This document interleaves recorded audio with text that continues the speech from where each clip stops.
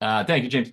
All right, everybody, welcome very much. Welcome to the January 7th, 2025 meeting of the Charter Revision Commission.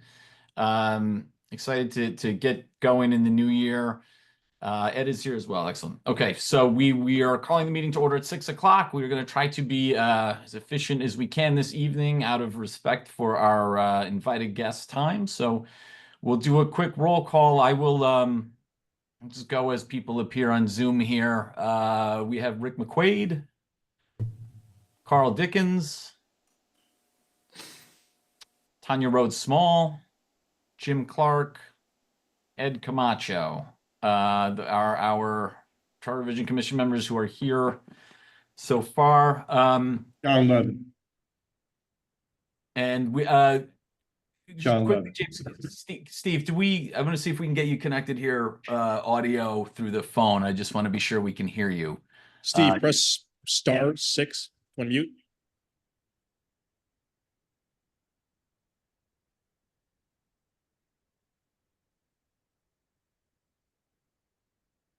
Hey, Rich, you let James know I can't get unmuted. Says the setting will lock. And John needs some setup. He said he can't get unmuted. Rick, we hear you. It shows that you're muted, but we can hear you. Oh, can you? All right. And then I think that the new setup is there's only the one iPad. Oh, okay. So it's not there's not going to be one for every member like we had been doing pre IT update. Steve, you're unmuted now. Can we? Yeah. Thank you, John. Tyler. Yep. I cannot hear you through the phone at the moment. I see you connected. You're unmuted there, but. How about now? Yes. Yes. Got you. Oh, thank God. All right. I will become a religious man. There's a reverb. Yeah, that's the problem. Echo. Well, I have it muted here. You turn off your computer speaker, audio, whatever. It is turned off. It is. Oh, I wonder where that reverb is coming from. How about now? That's better. That's better. That was bad, or whatever you did. Stories. Oh, I'd love to hear it. Got it. Chat one day. Um, I'm here. Excellent. All right, we got you connected. So, as I mentioned just a couple minutes ago, I want to kind of get into our panel as soon as possible this evening, so that we can get folks off to where they need to be after they spend some time with us. It's very generous of them to come. So I'm going to make a motion that we move the discussion of and approval of the December minutes until after the panel has presented, and then we can deal with that portion then. So move.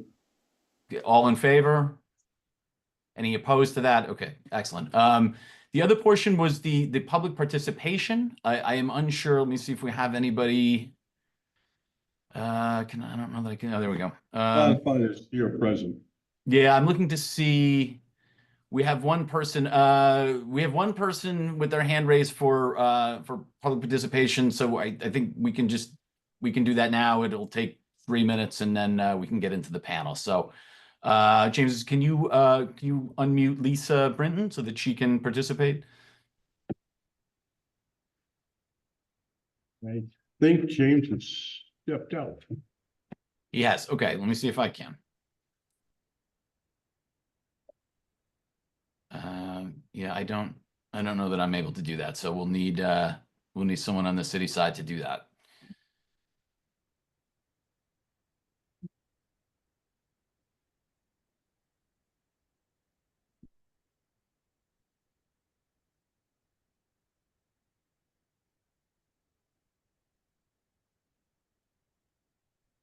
Was he, Steve or Rick? Was he coming back shortly? Did he just? Yeah, he just went out the door. Okay. Rich Bonafonte's here. I don't know if he's hooked up to speak though. He is. He did write his name to speak though. Oh, okay. Well, then let's do that. If Rich is there, we'll do that, and then we'll when He's James. hooked up, Rich. I think he should be good to go. Yeah. Okay. Can you hear that at home too? Yeah, sounds good, Rich. Okay, thank you. Let me give it a second. James is coming back here. You're all right. Okay. Okay, good evening. Rich Bonifant, 17 Park Hill Avenue. Just a couple of points, just a couple of comments on under new business where you're discussing some of the possibilities that you're discussing under charter revision here. First off, I think all council meetings should be in person unless the governor or somebody declares some kind of health emergency, because unless there's special circumstances, I think meetings should be held in person. If a council person wants to participate from home or vacation, they shouldn't be allowed to vote. Second, regarding compensation that you were thinking about, I don't believe the city's ready for this. The council has actually lost touch with their constituents. They've never seen a member of the public at a committee meeting in 4 years. Okay, they don't see you when you're speaking. It has evolved from representation to pushing through agendas without regard for what the public has to say. When you are at home waiting to speak online, you have no idea when your turn is. So those are my points, and thank you for trying to make our city better. Thank you. Thanks, Richie. Thanks so much, Rich.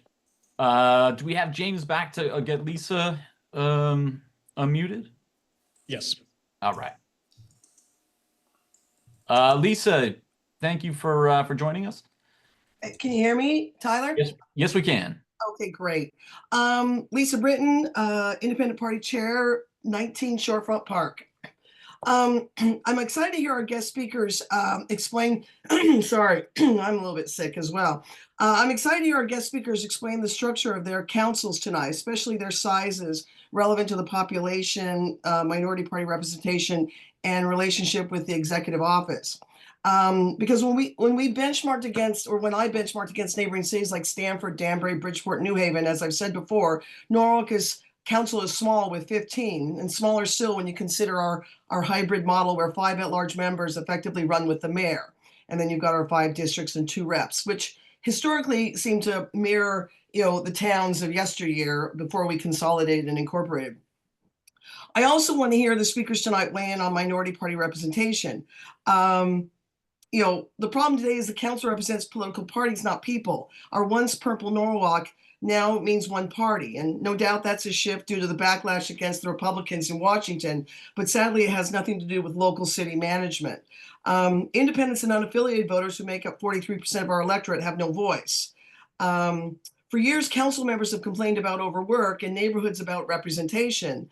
And to echo Rich, our overused remote Zoom meetings were a necessity during COVID, but I think they've exacerbated the problem. Public participation with the council has plummeted. Power is concentrated in Norwalk. We're not a weak mayor, strong council. We're quite the opposite. Research also says we're one of only 2 or 3 towns out of 169 with no charter provision for minority party representation. When it seems, as I've said before, when the primary goal of the commission is to focus on a 4-year mayoral term, which I'm not against, but this is the 3rd time since 2016, it's equally critical that we beef up the legislative branch. At a time when we're all concerned nationally about political abuse and consolidation of executive power, my concerns extend to local government. I have a legal opinion from the Rilling administration dated last March, detailing why this administration doesn't have to comply or honor what nearly every town in Connecticut does. It certainly ignores the spirit of democracy and representation and sounds an awful lot like our incoming president. Finally, in light of transparency concerns expressed over what is or isn't captured in the public meeting minutes, which we're obviously not going to talk about, or Mr. Mednick's private notes, I'd like to send my comments and Mr. Coppola's letter. I'd like to have them included in the meeting minutes for tonight as a matter of public record. Where should I email those? Should I send those to you, Tyler, or how best to get written testimony and again this letter from Mario? You can send it to the clerk. I think Esther was collecting those things, or if you want to send it to me, I can send it to whoever it needs to go to, and then it can be distributed to the commission. Whatever, it's whatever you guys want. Like I said, I can send it to Esther. I can send it to you. I could send it to everybody. I think I've got just about everybody's email. Yeah, but- if at least if you want to send it to Esther and I, and how about Doug Hempstead too? We will ensure that everybody on the commission gets a copy of it. Fabulous. Thanks so much. As All a point right. of clarification, I just have a point of clarification. What was the question that was presented to Corporation Council? Minority party representation, Ed. This was back I've been fighting this issue, as you guys know, since the last charter revision. Yeah, and so I got a letter, a response officially from Mario in March. Okay. And I'd like that to be shared with All everybody. right, that's fine. I just wasn't sure what the question was. Okay. Yeah, no, that was it. And my testimony. Thanks. Thanks, Lisa. Okay, so that will conclude public participation unless we have anybody else on here. No. All right, Steve, I will turn it over to you to introduce the panel members. Thank you very much, Mr. Chair. Sorry about the audio problems. I've been having one of the problems with moving around with your computers. Sometimes things get a little goofy. I can actually hear everybody, but no one can hear me. I'm going to move pretty quickly, and I'm not going to do a lot of grandiose introductions for everybody because some of these members have meetings to run to later this evening. I'm going to start with my good friend Michael D. Giovancarlo from Waterbury, the president of the Waterbury Board of Aldermen. Waterbury just went through a charter revision that was, I think, their fifth in 22 years. I've done 3 of the 5 of their charters. Mike is the president of the board. He's also in the state legislature, so he wears two different hats. And so, and Waterbury, I don't know if Mike was on the Board of Aldermen when they did this, but in the last decade, Waterbury did move from one form of council structure to another. So I'm sure he'll talk about the size, the district system, how all the interactions work between the executive branch and the legislative branch, as well as the issue of compensation, which is an issue they addressed there as well. So it's my pleasure to introduce the distinguished president of the Waterbury Board of Aldermen, Mike D. Giovancarlo. Mike. Hey, good evening. Thanks, Steve. Yeah, so I'll start off with we're sitting about 115,000. We have a 15-member Board of Aldermen that sits under the mayor. We are an alderman by district. In 2000, I believe 13, I think we went to alderman by district, was voted in. There is a protection for that minority party that was spoken of. You 5 districts, 3 go from each district. You will have 2 in the majority. If the majority wins 2, there cannot be a third. It either has to be an independent party or Republican. Over the last few years, you know, we've had a Democratic mayor with a Democratic majority of 10. Our majority, though, is protected by it's not a clean sweep.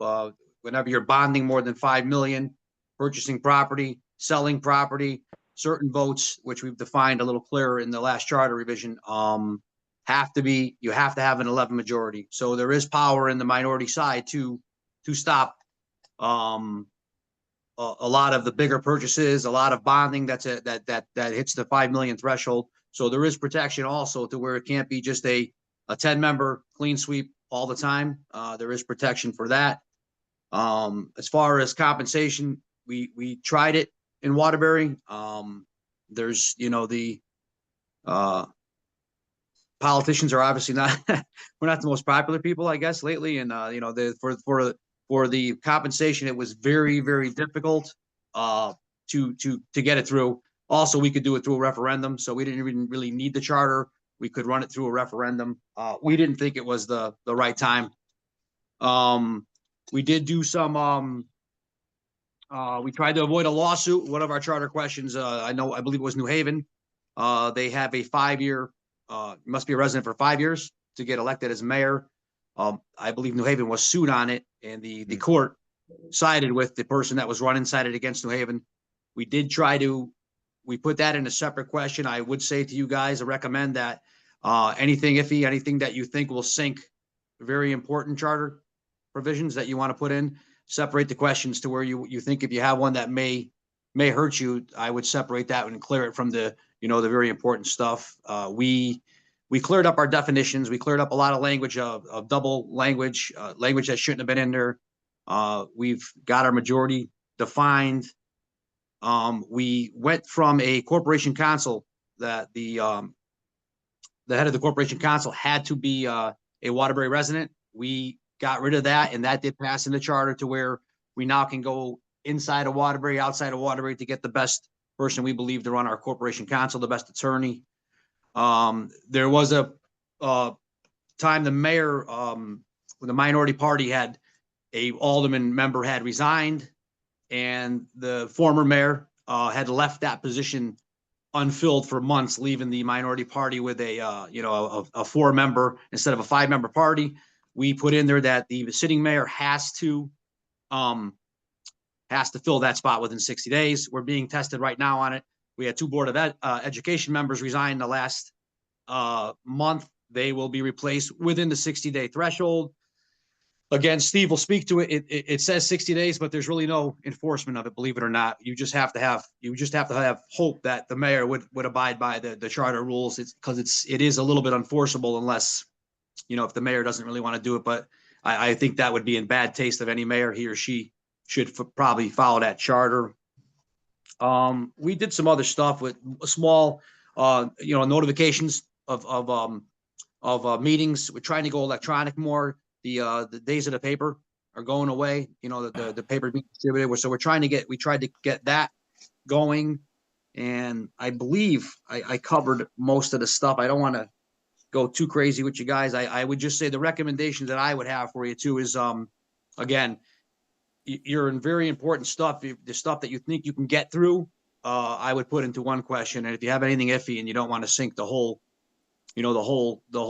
charter, I would separate the questions that may be a little more questioned and argued against. So I'll take any questions if you have any questions. I hope I helped you out at all. Yeah. Thank you, Mike. And the words you just heard from Mike, you probably have heard from me already. You will hear from me again with regard to questions, but we'll get to that 7 or 8 months from now, or 6 or 7 months from now. Now Mike's got something coming up. How long can you wait, Mike? I mean, what's your time frame? If they have a couple questions, I could take questions. I got about another 5 minutes probably before I got to get out of here, so I can hang on. So we can ask Mike questions. What we're going to do with the rest of the panel is let them speak, and then we'll ask them all questions and have kind of a panel discussion. But Mike had a tight constraint. So are there any questions for Mike? I do have a couple. Yes, I do have a couple. I'm not Go sure. ahead, Ed. Yeah, okay, yeah. Sure, So, Go ahead, Ed. yeah, my question is with respect to filling a vacancy, why is it that you decided that the mayor would be the person to do that as opposed to the political party that vacating member was from? Right. In our charter, that was always the way it's been. They did try to question that. They did try to, they did want to pick in the charter, have the pick. The minority party wanted to have the say, who that person should be. It's always been our mayor has made the pick. And I guess it comes down to if you win the mayor's office, you get to have that pick. It was something that did not get changed. It did not go through our charter commission. I know it was spoke of. I know it was recommended, but we stayed with the way it was and has been, where the mayor makes the pick, believe it or not. Okay. And with respect to purchases in excess or to contracts in excess of, I believe you said $5 million or something like that. So is it the case that one member of the minority party could defeat the will of 10 members of the majority party? So it would have to be all 5. We would need one minority member to join us on a purchase.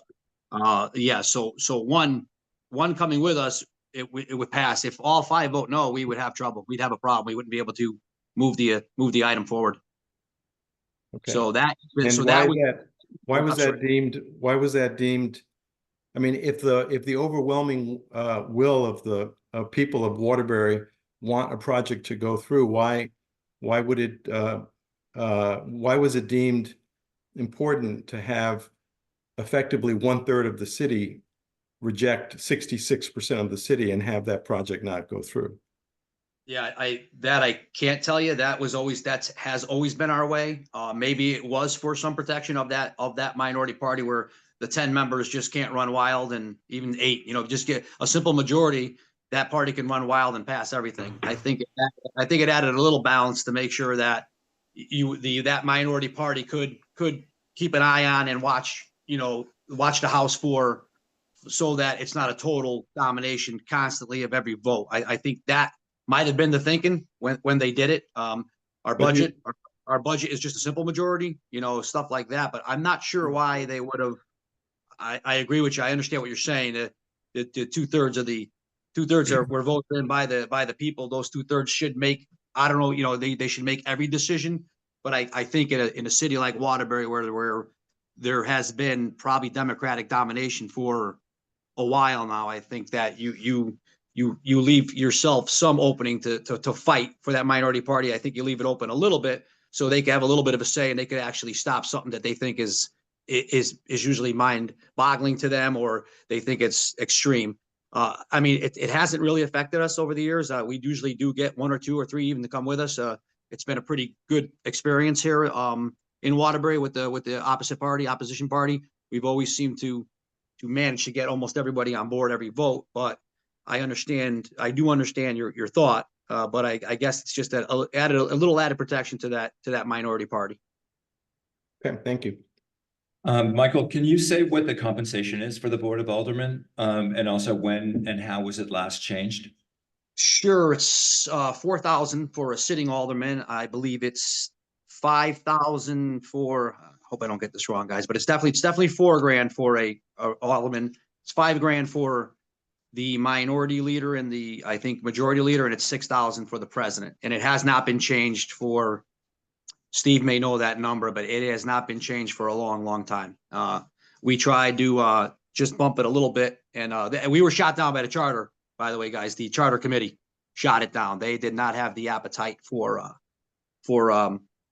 raising the salaries. And we do have. I don't know if you guys have it. We can do it through a vote, a special vote on election day. We can always put it through that way. So. They figured, why should it go into charter when we can do it through a referendum? By the way, that's a state statute, so all municipalities have to do that for legislative salaries. Right. So you guys could probably do it yourselves if you wanted to. I believe though, Steve, could you have put it in the charter, Steve? I believe they could have, correct? Yeah. What a lot of communities have done, I've mentioned this, thank you, Michael, to the commission already, because you have to go to the public in a referendum, what we've done in a lot of charters, I think TJ's here, Hartford has it, I believe, I know New Haven has it as well. We have provisions for COLA increases. There's a baseline compensation for the member of the legislative body. And then there's a COLA increase, which is further constrained by the state constitution, so that you can only get a raise just before the term of office starts, and in the case of a 4-year term, before the 3rd year of the term of office. And so that's what some communities have done to avoid the political difficulty sometimes of getting these raises through. And it satisfies the referendum requirement, because the charter is approved through referendum, and therefore the voters are voting to permit the COLA. And so, so far it's withstood scrutiny, largely because no one's challenged it, but I think it would withstand scrutiny moving forward. That's the way a lot of communities have addressed it. A number of communities have addressed it. Mike, I have one quick question for you. Sure, go ahead. Thanks for being with us tonight, for one thing. The other thing is there a residency requirement for how long someone has to live in town before an alderman? No. You got to be a registered registered for that party, it only spoke of the mayor. You got to be a registered member, obviously, by the time you run. That's all it was. And the other thing I heard you guys mention the 4-year term for the mayor. If you're going to do the 4-year term for the mayor, Waterbury, they tried it. They did it. They succeeded on the mayor.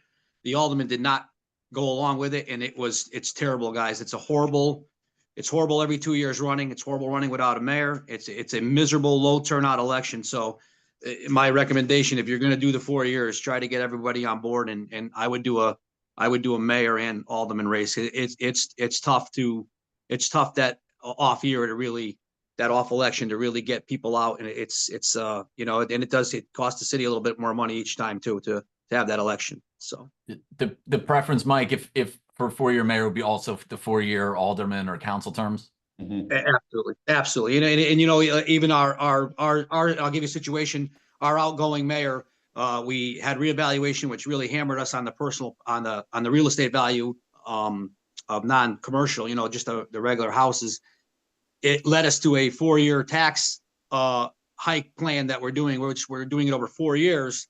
And that mayor left, new mayor comes in, both great guys, both great mayors. But, you know, we have to run now on that mayor. That next 4 years, we have to run on his decision. And it's rough when you're in the middle of your 2 years, second, third year into a plan of a tax hike for the next 4 years, and you have to run against that and run on that. You know, it's that mayor, even if he stayed, that mayor doesn't have to run on it till 4 years later. So you are at the mercy of it's you know, tough decisions sometimes you got to make that the mayor escapes, but that board of aldermen or your council, I don't know what you guys refer to, it's tough. So you want to make sure you're along for that 4-year ride if possible. And I think that is the way it should be. Unfortunately, we didn't get it through in Waterbury, but I think it makes for a strong team, to tell you the truth. Joe, did you have a quick question for Mike before he has to go? Get on mute, Joe. Sure. Yeah. So, thank you so much for explaining all this, Michael. So as far as, you know, you mentioned earlier on, you know, the population of your city. So what is the population of your city and your alderman, your legislative branch? So 115,000 approximately, probably a little bit more. There are some that are not counted, I'm sure, but we go with 115,000. Democratic mayor, we have 10 Democratic aldermen, and we have 5 Republican aldermen. So 5 districts, 3 aldermen. The 2 top winners go, which are usually the majority party. So that fills in the 10. And then obviously they fill one other spot on each 5 of the districts with the minority party, whether Republican, independent, unaffiliated. Makeup of the city, I believe, are unaffiliated, are most voters in the city. Democrat majority, and then Republicans are 3rd, and then the independent party is 4th. Okay, so my question being, like, the number of legislative leaders that you have. 15. Compared to 15.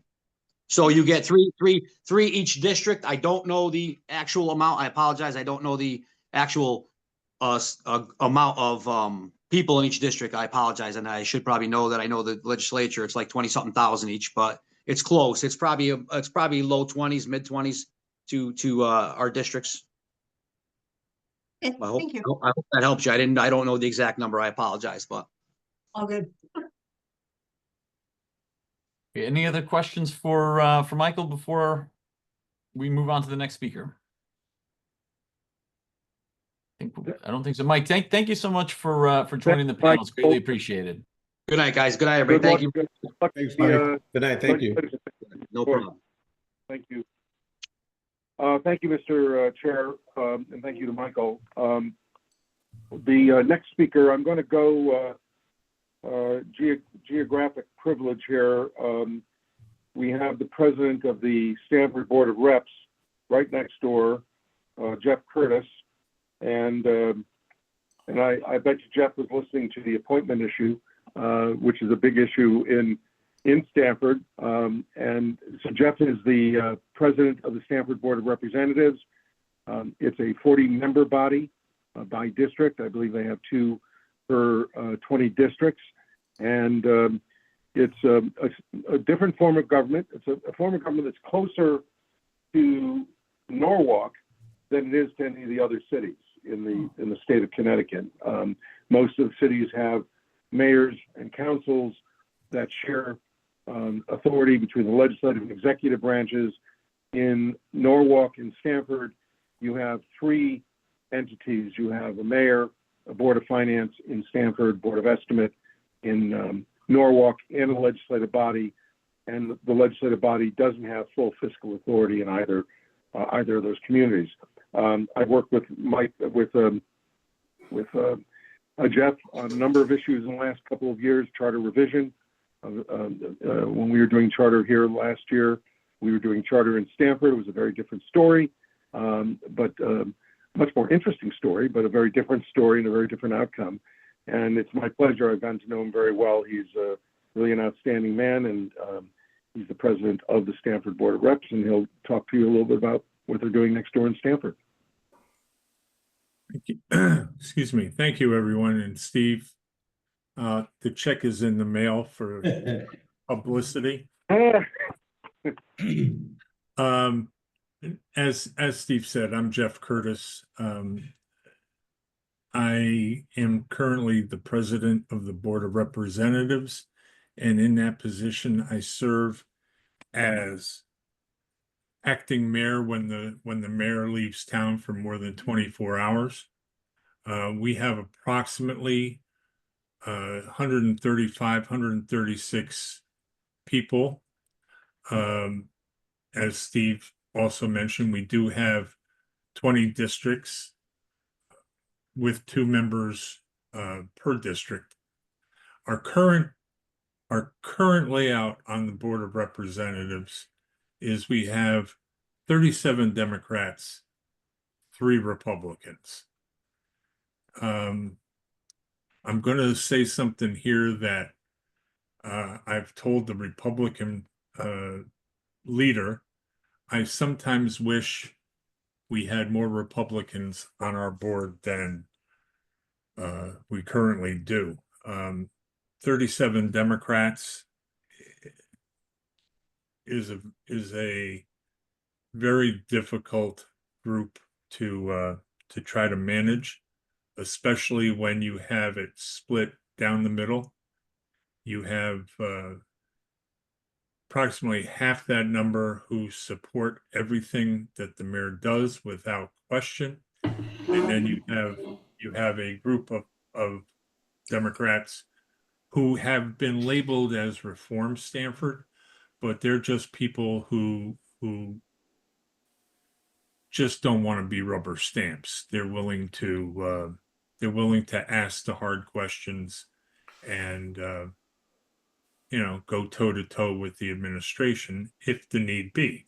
We would prefer that it didn't have to go that way, but it has been for the last almost 4 years. We are currently under a hybrid system.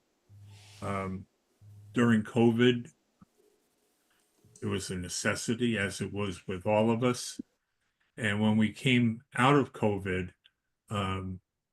we realized that we had a situation where we had to renovate our chambers and bring in new audio equipment and so forth.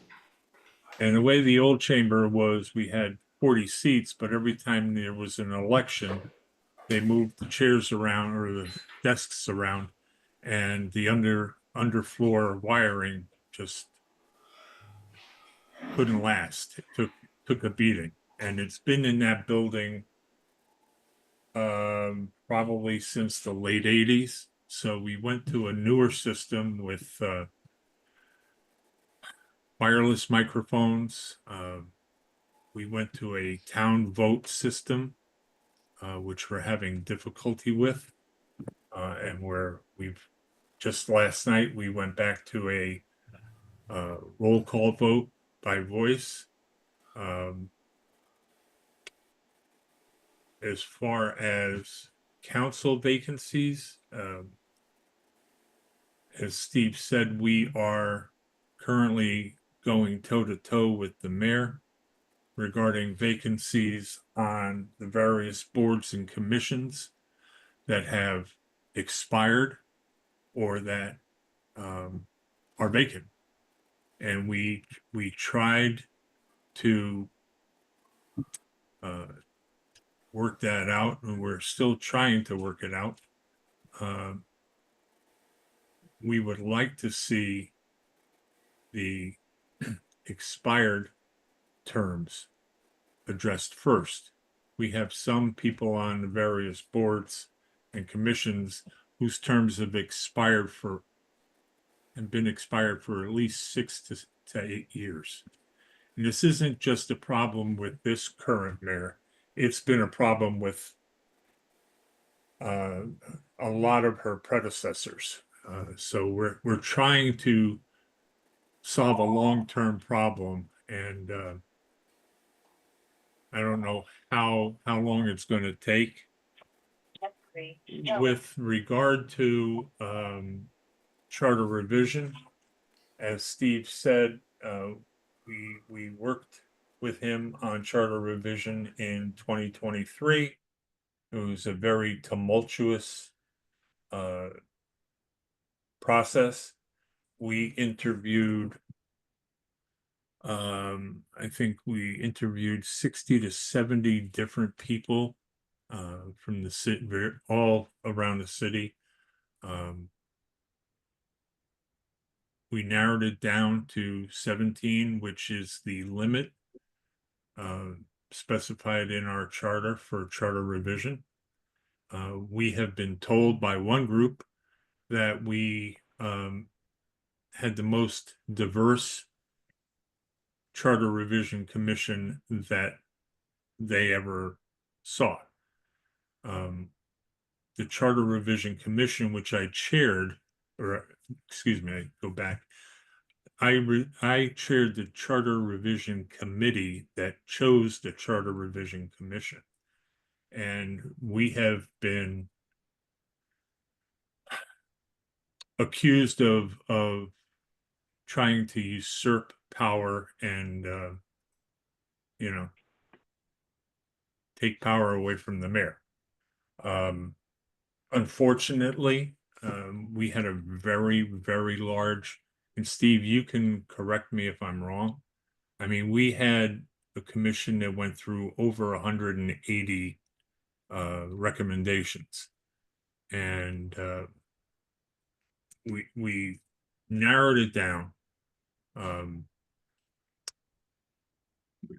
Excuse me, we were given the decision whether to have an omnibus question or put it in individual questions. Well, because of the size of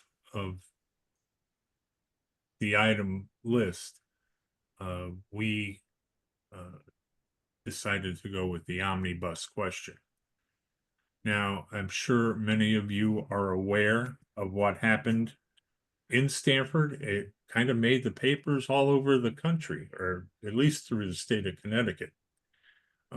During the process, toward the end of the process, our current mayor talked to some people in Hartford and instituted a rat bill at almost at the last minute, which basically prevented us from making any changes to land use. And I believe it also affected all 168 other towns and cities in the state of Connecticut.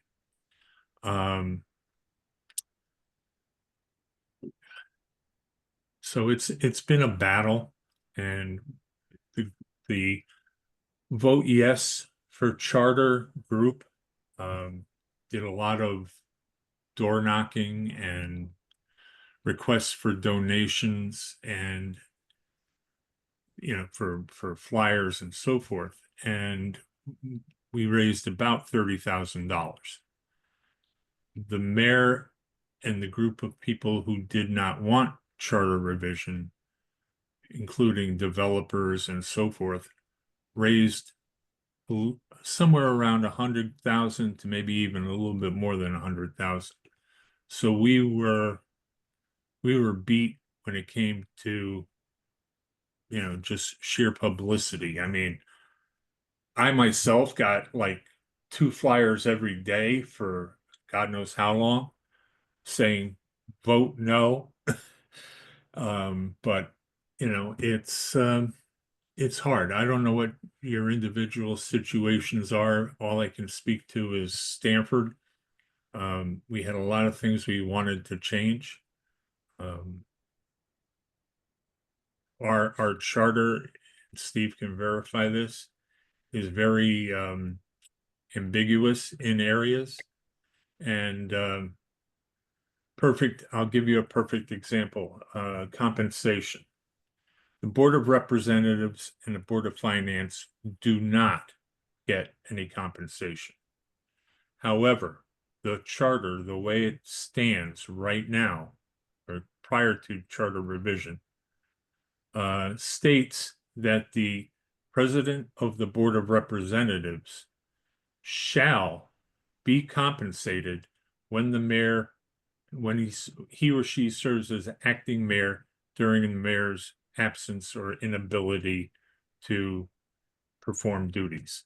I had that pleasure several times in the last 3 years and did not get paid for it. When the charter revision was turned down, our board people created an ordinance in May that the mayor signed into law about the board president getting reimbursed or compensated for serving as for acting mayor.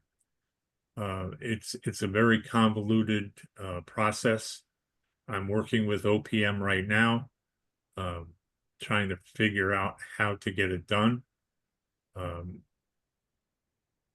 It's being based on the mayor's per diem. So it runs, this is the way it's set up. If the mayor goes out of town for more than 24 hours, 48 hours, I'm sorry, and I or anyone else serves as acting mayor, we get basically what I refer to from my work days as standby pay. It's 1/4 of the mayor's per diem. If I'm called in to the office for an emergency or signature or whatever, then it would be compensated at 50% of the mayor's per diem. But right now, we're still in the process of trying to nail down all the details and try to get that solved. As far as I want to go back to the vacancies, in the last 4 years, the Board of Reps has replaced approximately 10 people. People who have passed away, people who have moved out of town. And the practice here in Stanford is that the person leaving the seat gets to nominate the person who replaces him or her. So that's worked well so far. Committee structure, we have several standing committees, fiscal, legislative, and rules, personnel, public safety, just to name a few. And we also have, from time to time, special committees like charter revision or outside counsel.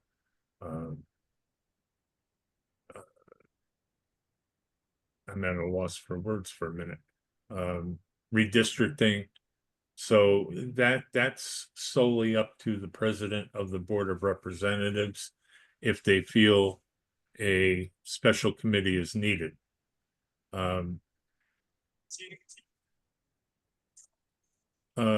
Public interactions. I would say that, many of us get a lot of calls, emails from our constituents. Depends on obviously the issue at hand. We just passed an ordinance last night that is hopefully going to address the use of external loudspeakers on cars, because we've got areas of town in our parks that people congregate. They have these huge desk size external speakers that they hook up to their sound systems in their car, and they can literally be heard 2 miles away. And the use of off-road motorbikes and so forth is also being addressed in this. So you got a lot of feedback from the constituents.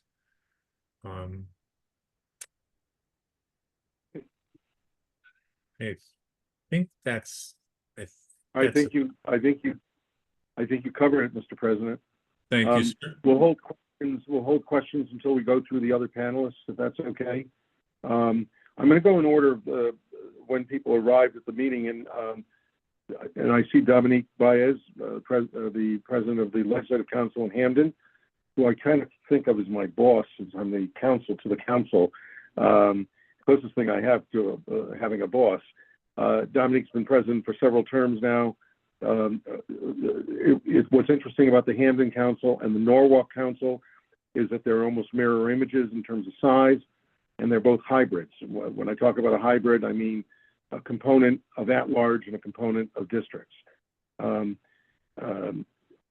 Dominique is multitasking right now. Dominique has been an outstanding president, and I'm sure we'll be able to run through the responsibilities and role of the Legislative Council in Hamden, which is a smaller city than Norwalk, but a lot of the same issues and a lot of the same problems. It's my pleasure to introduce Dominique Baez to all of you.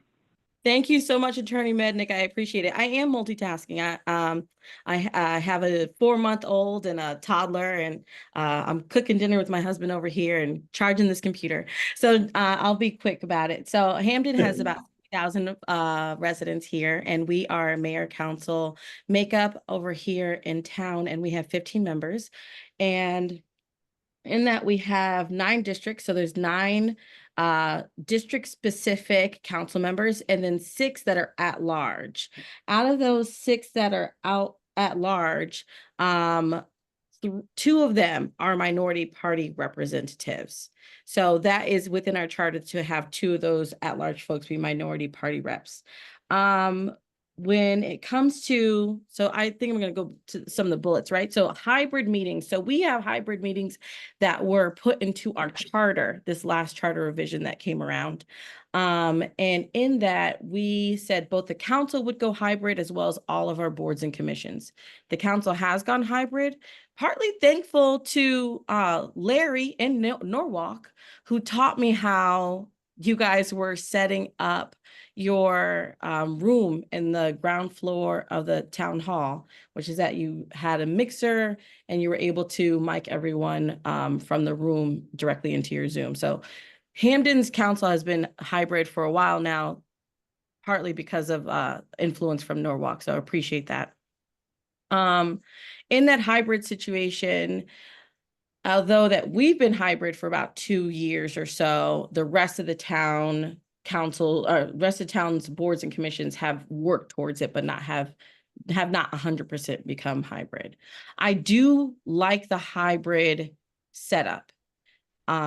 It enables people who are from our public who wouldn't otherwise have access to the meetings to have access to the meetings, right? So folks who are sick, folks who are elderly, folks who are experiencing different family changes, out of town, whatever it might be, they're able to still participate as well as witness in real time our meetings when they are resident.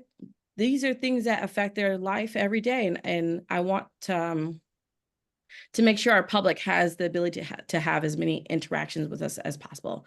So that means that we have public input in the beginning of all of our meetings and all of our committees. And we also have written public input. So people have the opportunity to write in their public input before 3 o'clock to the same day of the meeting, so that those things can be posted to all the council members before the meeting begins. And it's also accessible online. So folks who weren't at the meeting can put in their public input, and then people who are interested in what the rest of the community says, they might not be able to see it live, but they can read that public input as well. As well as we broadcast to Facebook Live.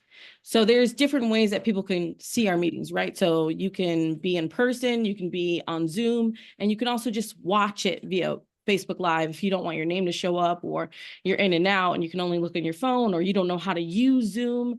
We try our best to give every opportunity possible for folks to view the meeting, be a part of the meeting, be in the know. I do want to say Facebook Live isn't in our charter, but it is a way to broadcast a meeting and get more public interaction. Although we don't watch the comments during the meeting, it is something that enables conversation to happen between our residents, and also for our council members to see even more of a response from our public. In regards to so that was our hybrid situation and how it leads into our public interaction. But we also, I want to circle back to our minority representation. So I stated that we have the 6 at-large people, and 2 of them are minority representation. That's in our charter. It did not change this last charter, but I do want to say having minority representation required in our charter does not allow for the top vote getter to get the seat. So what I'm saying is that we are, as much as I love my minority representation on my council, and they do a good job and I respect them as human beings, it is not a true representation of the voters in town and who they wanted to sit in those at-large seats. And that is it's almost dishonest to say this person is who the majority of Hampden wants to see in that seat. I also believe that there's enough diversity and of thought within our Democrat Party, our majority party in town, right? So we are not all of the same feather. We are not of the same mind, and we are none of us are rubber stamps. And there's often a big range in the conversation and the votes that happen from our Dem party. So to say that we are not going to get a variety from just having our Democrats serve, that's not true either. I believe that if we have the majority of votes, that person should take that seat. But our charter says different. And it was not changed during this past charter revision. Our committee setup, our structure for the council is not within our charter either. It's inside of our legislative council rules. It's inside our standing rules. We did recently change our committees in that we lessen the number of committees and put more departments and items and concentrations within those, as well as look to have the chair and the vice chair work more in tandem to try to lead that committee. This is our first year doing that, so I can't really tell you if it's working or not. I'll come back later and tell you if it worked or not. This less committee structure, more things in each committee, more heads, more people at the head. And our compensation also is not within our charter, right? So it says the legislative council will set the compensation during the budget season. We make about $1,000 each year as council members. That's what our stipend level is. And it is, I personally believe it is not enough. And not just because it's not enough compensation for the amount of hours and work and energy that's put into it, but it lowers the amount of competition. So if we think about who is able to access these positions as council members, there are people who have either a support system and that another person can pay the bills because you're not concentrating on being a top money getter in your field or in your household, or you already made a lot of money. So that's a person who is maybe older or a person who already has a very good savings account, right? So we are dismissing and making inaccessible a council seat from a person who is low income, a person who has a different familial status, and young people. And because that inaccessibility is why I believe that we should be bumping up the salaries of council folks everywhere so that more people can run for the seat and it'd be more competition. You would get better cream of the crop if we all had to fight harder for our seats. For council vacancies, the party recommends, each town party recommends it, and then legislative council votes that person in. And then our ordinances are accepted by 2/3 of the vote. I think I covered all the points. If I miss anything, you'll ask me during Q&A. Super. Thank you, Dominique, Madam President. Always great to see you. I haven't seen you in a while. The next speaker is from the center of the state. Jean Nacera is the president of Middletown Common Council. I've worked with Jean for a number of years now. We went through charter revision together. In fact, in Middletown, there was no president for the council until the last charter revision. The mayor presides and effectively served as the head of the body with a deputy mayor as an alternate presiding officer. So one of the major reforms in Middletown a few years ago was creating the position that Jean now holds. The other thing, and Jean will be able to talk about it, I think, Middletown is also one of the few remaining at-large communities. Hartford also, TJ will talk about it a little later. Waterbury was an at-large system that moved to a district system with kind of a mini at-large component. So Jean is well equipped to talk about many of the issues before you. My good friend, Jean Nacera. Thank you, Steve. And I appreciate the invitation and say hello to everyone on board tonight. Happy New Year. Let me give you some background information about Middletown. It has approximately 50,000 residents. As Steve just indicated, it's an at-large setup for council. We have 12 council members. We have a minority, guaranteed minority rule. Currently, the Dems are in control with eight Democrats, and the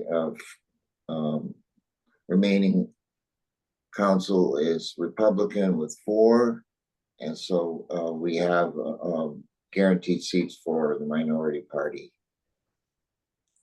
We have a strong mayor setup, but as Steve indicated, we did have, through his excellent work, some major changes, which I'll highlight. I think that's important to note. The tremendous help that Middletown received from Steve is important to mention, because these were difficult issues that no prior charter revision was able to cross that threshold. So kudos to Steve, because these were big accomplishments for Middletown. We have a 4-year term for our mayor and council. That was a change. It's a hybrid situation for attendance. I heard at the beginning of the meeting some opposition to hybrid. The irony of it all is that the residents find it more convenient to participate in Middletown, and the participation is there. So I think it's a culture that they've gotten used to, that approach. And, last night we had a big, issue that we had to contend with. And,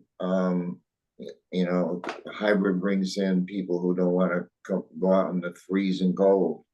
And so there's an advantage. There's a disadvantage too. I understand that.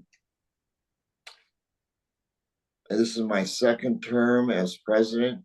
One of the things that were changed as the mayor no longer has a vote in this, and as one of my colleagues indicated, we too have a different paradigm for our Democrats. There are some that stand by the mayor, if you want to call it that, and there's some that see themselves as that's not why I'm here. I'm here to do the best job I can, and so we do have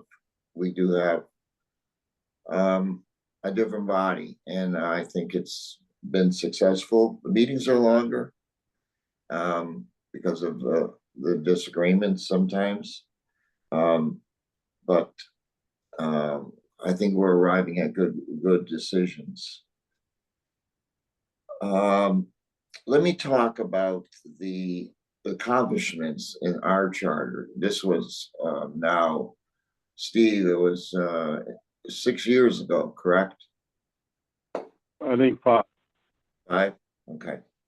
So one of the major problems Middletown had, there's only 2 communities in the state of Connecticut that had a situation like this, where the Board of Education, which I was a former principal in Middletown for 31 years, the Board of Education, its non-certified staff, did not do the hiring. The city did the hiring, and that created a problem for many years with people that the board wasn't allowed to pick who they felt was the most qualified or most suited for the position. You could imagine how that can become a real political problem between the board and the city of Middletown.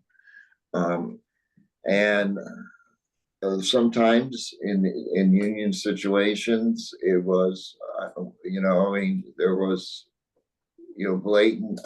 I work for the city. I don't work for the board.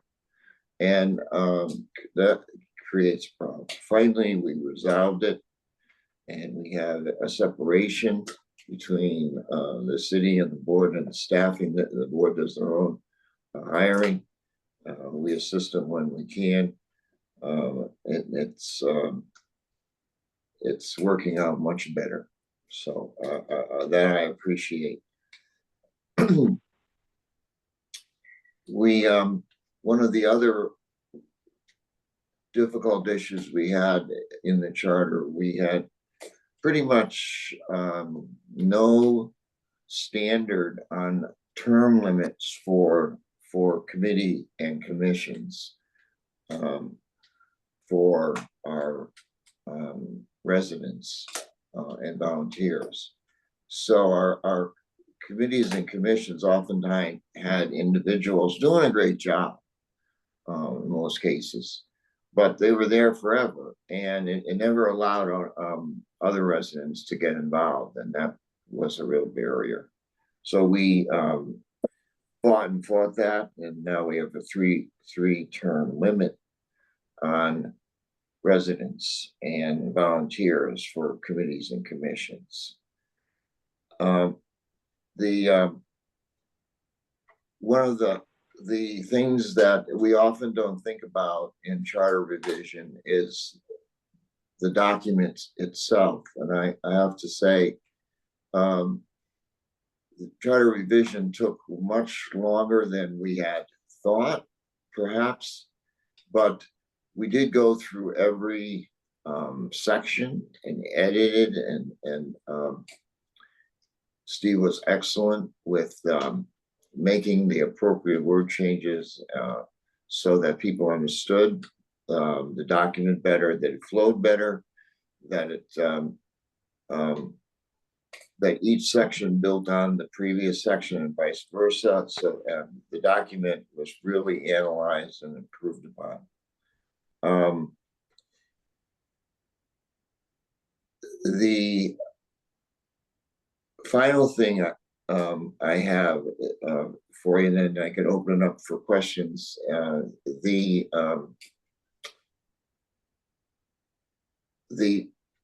involvement in this process, and I sat in, and I wasn't a voting member as president. I just observed as it was. At the time, I'm sorry, I apologize. I was a majority leader. I just observed. But what I was impressed with was the level of conversation that has to happen in this situation. The respect, the tone, the focus on the issue, the focus on resolving it to move forward in a way that people could understand and articulate. It was very helpful to have someone leading that discussion, because oftentimes you can get bogged down into sidebar issues that can derail the entire section where you get nothing accomplished. So let me stop there. And we do have compensation. I think Middletown is one of the better situations. It was 8,200 and it was recently improved to 9,600. But no, it was there's no levels. The president doesn't get more. So it's straight $9,600 per 12 members. Let me open up to questions. All right, thank you. Gene, we have two more speakers, then we're gonna have everybody. Perfect. To the panel. All right. The next speaker, I hope Al Lucas doesn't mind. I'm going to take TJ Clark if Al's okay with that. TJ is the assistant majority. TJ, you there? I think you're there somewhere. If TJ's not there, I'll go to Al. All right, Al, are you there? I'm here. Oh, TJ, okay. I thank you, TJ. Good hearing your voice. TJ is right now the assistant. Correct me if I'm wrong. The assistant majority leader in Hartford, was former president and majority leader of the Hartford Common Council. I believe he was the youngest president of the Hartford Common Council, and he's still pretty young. So that was quite a while ago. He's been on the council for a number of years. It's my pleasure to hear TJ's voice once again, and invite TJ to address the issues that are before the Norwalk Charter Commission. TJ. Hello, everyone. Thank you, Steve, for your kind words and introduction. Always glad to participate in these panels and helping my fellow colleagues, the municipal legislature, figure out what they would like to do for regarding charter revision. We are, as you know, the capital city. We're about 120 or so thousand residents. We do have a strong mayor form of government. We have 9 council members. We are all at large. We just completed our charter review process about 2 years ago. And what we did was to be strategic, to put it on an even calendar year for election so that we can pretty much ensure that we will have a pretty good turnout regarding the electorate. So this past charter revision did some cleaning up and defining.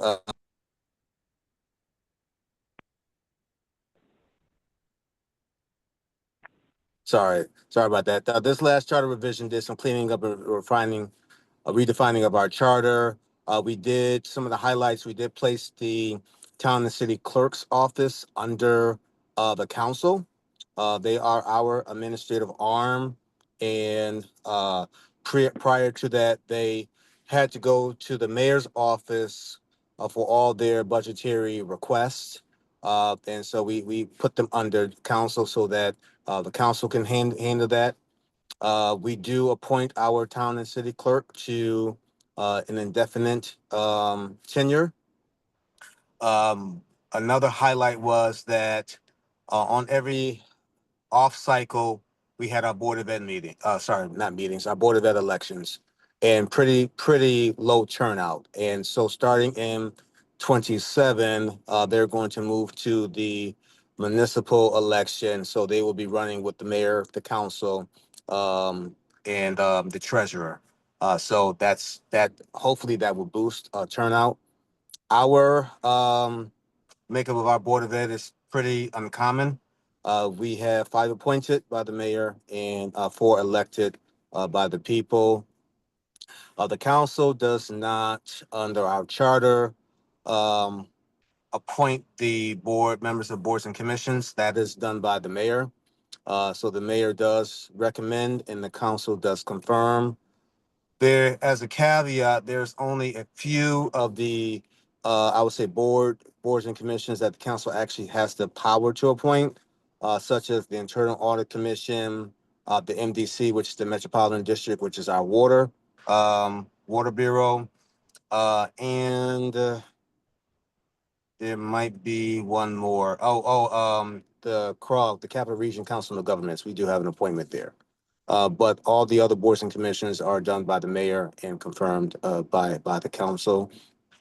We did try to do a hybrid model to follow some of the other municipalities on at large and district. That did not go over. So the commission decided not to move forward with that. We are receive a yearly stipend of $15,000 a year, and I believe back maybe in the 2011 charter revision, 2012, where I believe the commission did approve an increase for the council, but that was never put out to as far as a referendum to the public to vote on. So, Steve, I do have to ask you about that if that's something that we actually can do by public referendum. In addition to Let's talk offline. I thought we had a cost of living in the Hartford Charter, but we'll take a look at that. yeah, we have to talk about that. Yeah. All right. We also do have a which I don't think that was discussed. So we have a legislative arm in our office on council aides. So there's 9 of us, as I indicated, and each of us has the ability to appoint a legislative aide to work for us. The council president also has the power and ability for he or her to appoint as many staff people as they deem fit, as long as it falls under the budgetary confinements that's allotted by the budget. Interesting enough, we did pass in the charter to, I would call it, professionalize the office to have more of a shared model. However, we have not moved in that direction yet, but that still lies with us to do. We do have a corporation council that is appointed by the mayor, confirmed by the council. We changed some of the residency requirements so that now the corporation council, who must be a Hartford resident, but at the time of appointment does not need to live in the city of Hartford. Prior to that, the corporation council at the time of appointment needed to live in the city of Hartford. Our residency requirements for department heads has been relaxed a little bit, so that there are certain department heads that still need to reside in the city of Hartford at the time of, well, they have 6 months before they need to move to become a bona fide city of Hartford resident. There are other department heads that do not that are not required to live in the city of Hartford. And if they choose to reside wherever town or city that they're coming from, they have to receive a waiver by the council, and their salary would be reduced as a non-Hartford resident. Our terms are 4 years. As I said, we are strong mayor form of government. So we have a mayor. The mayor has a chief of staff and all the other employees within the mayor's office. We have a chief operating officer, which is equivalent to a town or city manager that the department heads do report to. Our treasurer is elected. And think what other thing would be important for you all? Oh, as far as legal counsel, we do have the provision where we actually can have our own legal advisor, which can be a benefit to the local legislative body, because there will be times where you probably disagree with what the chief elected official is doing. However, that legal advisor can represent the council, but does not speak for on behalf of the city of Hartford, because only the corporation council can speak on behalf of the city of Hartford. And the council also has within its provisions to hire a budget analyst as well. So what we also changed under the charter is that the mayor's state of the city address is our second meeting in March. We meet twice a month. The first meeting, and it's the second and fourth Mondays of every month. At the first council meeting of the month is a public comment, followed by at 6 o'clock, followed by our meeting at 7. The second council meeting starts at 7. That state of the city is at that second council meeting at 5 o'clock. And then that also too is the day now that the mayor submits the budget. So under the charter, we work to try to extend under the state statute more time for the council, so that we can have extended budget hearings if we need to, and also 2 budget deliberations. We have 2 public hearings now, one at the beginning in April of the month, and then one at the end after shortly after the budget hearings have concluded, and we pass our budget, have to vote on our budget before the end of May 31st. That is our final deadline. And so we do have budget hearings where we call all the department heads to the council chambers to discuss their budget, and where we deliberate, and then within the framework that the mayor has set out for as revenue, we can shift from department to department as we see fit, as long as it does not increase the budget. The mayor has veto authority, but to override the mayor, we need 7 votes to override any veto. And the council does have the prerogative to fire a department head by a vote count of 7.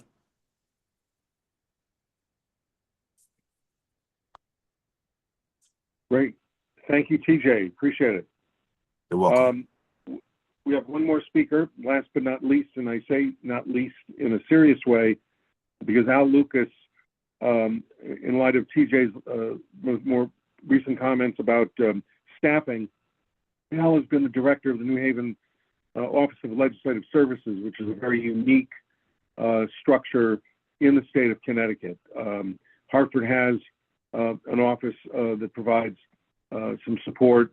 Middletown, I think, has 1 person on staff to help the council with their work. Stamford has a number of people on staff, but the New Haven Office of Legislative Services, which I think has been in operation since 1969, has a very substantial staff that staffs the committees and the leadership. And Al's been the director for probably longer than most of the council members have served on their councils. He's been around since he got out of Yale. I believe I was still on the Board of Alders when Al joined the staff out of Yale University. We were so lucky to get him at the time. And I have to say that the members of the Board of Alders are still lucky to this day that Al Lucas is providing them with not only his wisdom, but his institutional memory. It's my pleasure to introduce my good friend Al Lucas. Are you there, Al? I hope you heard what I said.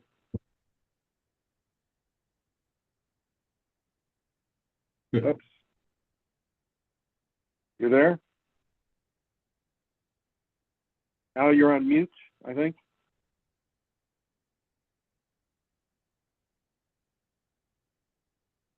Yeah, let me text Al and see where he is. Oh, he had to jump off. Yeah, he has. I did not realize he has a Board of Alders meeting tonight. Let me explain the Board of Alders briefly, if that's okay. Or if you want to do, why don't we do Q&A, and I could talk about the Board of Alders after the Q&A, so I don't take up anybody else's time. They're giving us their time on this panel. That sounds good. Thanks, Steve. Okay. So members of our commission, anybody have questions for any of the panelists? Joe, I know you had your hand up earlier. I don't know if you had your question set aside, ready to go for later on. I have a question, by the way, if no one else does. Joe, did you have one? My question was kind of about the composition of the population and the legislative population, but it was responded to or answered. Sorry. Okay, I see Doug has had his hand up, and then we'll go to Ed. Question one, in Hamden, they have nine districts and 6 at large, and the 6 at large, 2 are designated a minority, but you said there's not. How does that work? How many people run for that at large seat from each party? Is there 6 people from each party running it, and for the top? How does that work? How do you decide who the minority party is? Supposing there were more people elected, you know what I'm saying? I'm trying to figure out how you sort that out. Is it just simply Republican versus Democrat situation? 6 people from our Dem party usually run, and 2 people from the minority party run, and then 2 of the Dem at-large candidates usually get knocked off. Okay. So there's no, the other party does not have the ability to run 6 people also. They do. They have the ability. They don't have enough people. Okay. No, I'm just trying to figure out how you sort it out. That's what I'm trying to figure out. So No, they can run more candidates. They just don't have them. So in a certain situation, then with 2 being guaranteed to a minority party, if 6 people ran under minority party, be the top 2 vote getters out of the 6. Is that how that would be determined? Okay. Yes, yeah, but since there's only 2, it's decided. All right, and then I had a question with Middletown. They're a little bit different. They're 8-4 mix. Is that decided that way as part as a minority rule, or is that just the way it turned out? That's the way it turned out. So the majority party, it's the top 8 vote getters of the majority party are the 8, and the 4 are automatically slotted in. So there's a guaranteed minority number at 4. So the minority number you set is 50%. No, it's 12 members. So it's yeah, there's 12 members. Yeah, 1/3. It's 1/3, right? Right. So, exactly. Okay. All right. Yeah. Is your limit, and do same question there? Do since there are 12 seats, are there the ability for 12 members from each party to run? You have 12 Democrats running and 12 Republicans running for the slots? we run an equal amount of candidates. And this past election, we had nine. And so it's again, it's it's by vote count, and the top 8 are slotted in, and then the minority party is the remaining third. Okay.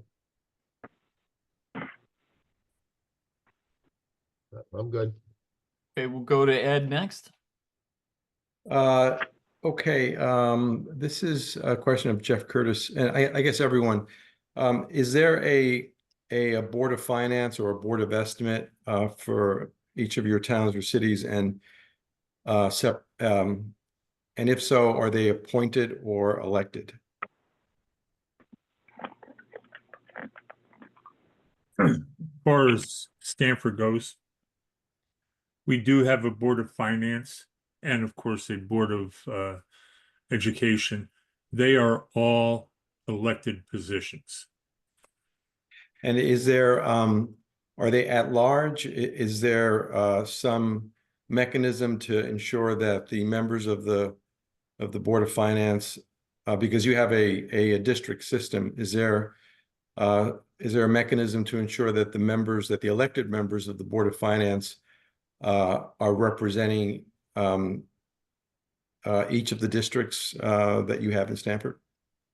Both the Board of Finance and the Board of Education are citywide elections. They are not limited to specific districts. So, you know, it's up to the candidates themselves to determine, you know, if they're going to represent the whole city or a chosen portion of it. But there's nothing in writing that says, Board of Finance member XYZ has to respond to any one particular district. And what are the duties of the Board of Finance as compared to the Board of Reps with regard to the overall budget for the city? They work on setting the budget. They have to approve the budget. We on the Board of Representatives, we're the last ones to get the budget, and we can make recommendations to remove items or reduce items, but we cannot add items. We cannot increase items. Okay. And lastly, you indicated that you would prefer, or you stated a preference that there be more Republicans on the Board of Reps. But it sounds to me that you also said that that the Democrats are not a party of one, that there are two factions of the Democratic Party in Stamford. So that is it that you believe that adding Republicans to the mix will make it more less divisive in some way? That's a good question. There are two factions of Democrats, as I said earlier. We have, take 37 divided by 2. I think, there may be a slight advantage by 1 or 2 seats for what they refer to as the Reform Democrats. But the group that's in constant support of the mayor, it's kind of like the House in Washington. The split is very, very close. The one thing I will say, obviously, is if a person leaves a district for whatever reason, the person that replaces that outgoing member has to be from the same party. And I believe you said that that the exiting member or the vacating member nominates his or her replacement. What if that replacement that the departing member has nominated is not approved? Then what happens? We have a stipulation in our board rules that should that happen, every member of the board of let me just double check something. As far as citywide seats, like on the Board of Education or the Board of Finance, every member of the Board of Representatives can name one person to fill that seat, and then an election will be held. I don't know. I mean, I served on the Board of Representatives back in the 90s, and then I came back in 2019, and I honestly don't recall a situation where no, excuse me, there was one situation. We had a member most recently who played a trick or a scam, if you want to call it. We think she moved out of the district. When we caught on, we tried to locate and verify, and she finally got caught out, and we vacated the seat. Well, actually, she resigned, and she nominated a person to replace her, but it was the decision of the board that, given her stature with the Board of Representatives and trying to pull the wool over our eyes by moving, I think she may have moved to Bridgeport. We decided not to honor her request, and the other member of the district named a replacement. Okay. I don't have any other questions. Thank you. Thank you. I have a question. Jim. For any of our speakers who have 4-year terms, have any of you gotten any pushback about having 4-year terms? I can be the first to respond to that. By and large, it's been well received because of the confusion of overlapping elections and elections that are a low voter turnout. It confuses the voters, and as far as the public is concerned, it's been mostly positive. The issue is perhaps a delicate one, that 4 years is a long time, and sometimes when you have a great team, it's great, and sometimes when you don't have a great team, it's not so great. So, and the public is aware of that too, so there's a gentle dance going on there. But by and large, it's been worked out very well from both the elected officials' point of view and the public's point of view. As far as Stamford goes, we went to a 4-year term for both the mayor and the Board of Representatives, and I want to say the Board of Finance back in the 90s. It was a little difficult to sell it, but since it actually took place during the time where former Governor Malloy was mayor of Stamford, and he served for 14 years, with a few of those being 4-year terms. So if you ask people today, I don't know what their answer would be. I think right now in the particular situation Stanford's in, I'm sure there's a large group that would say, 4 years is too much, but it seems to be, um, it's like any political office. Somebody gets elected, it takes them a while to get used to board procedures and used to their district and used to the way the system works. And if you only have 2-year terms, sometimes those people are just getting it down to, where they understand it. And then they're they either decide they're not going to do it again, or they're challenged and voted out. Personally, I prefer the 4-year term. I mean, I did both. I did the 2 years, and I've been doing the 4 years for much longer. But my preference is the 4 years.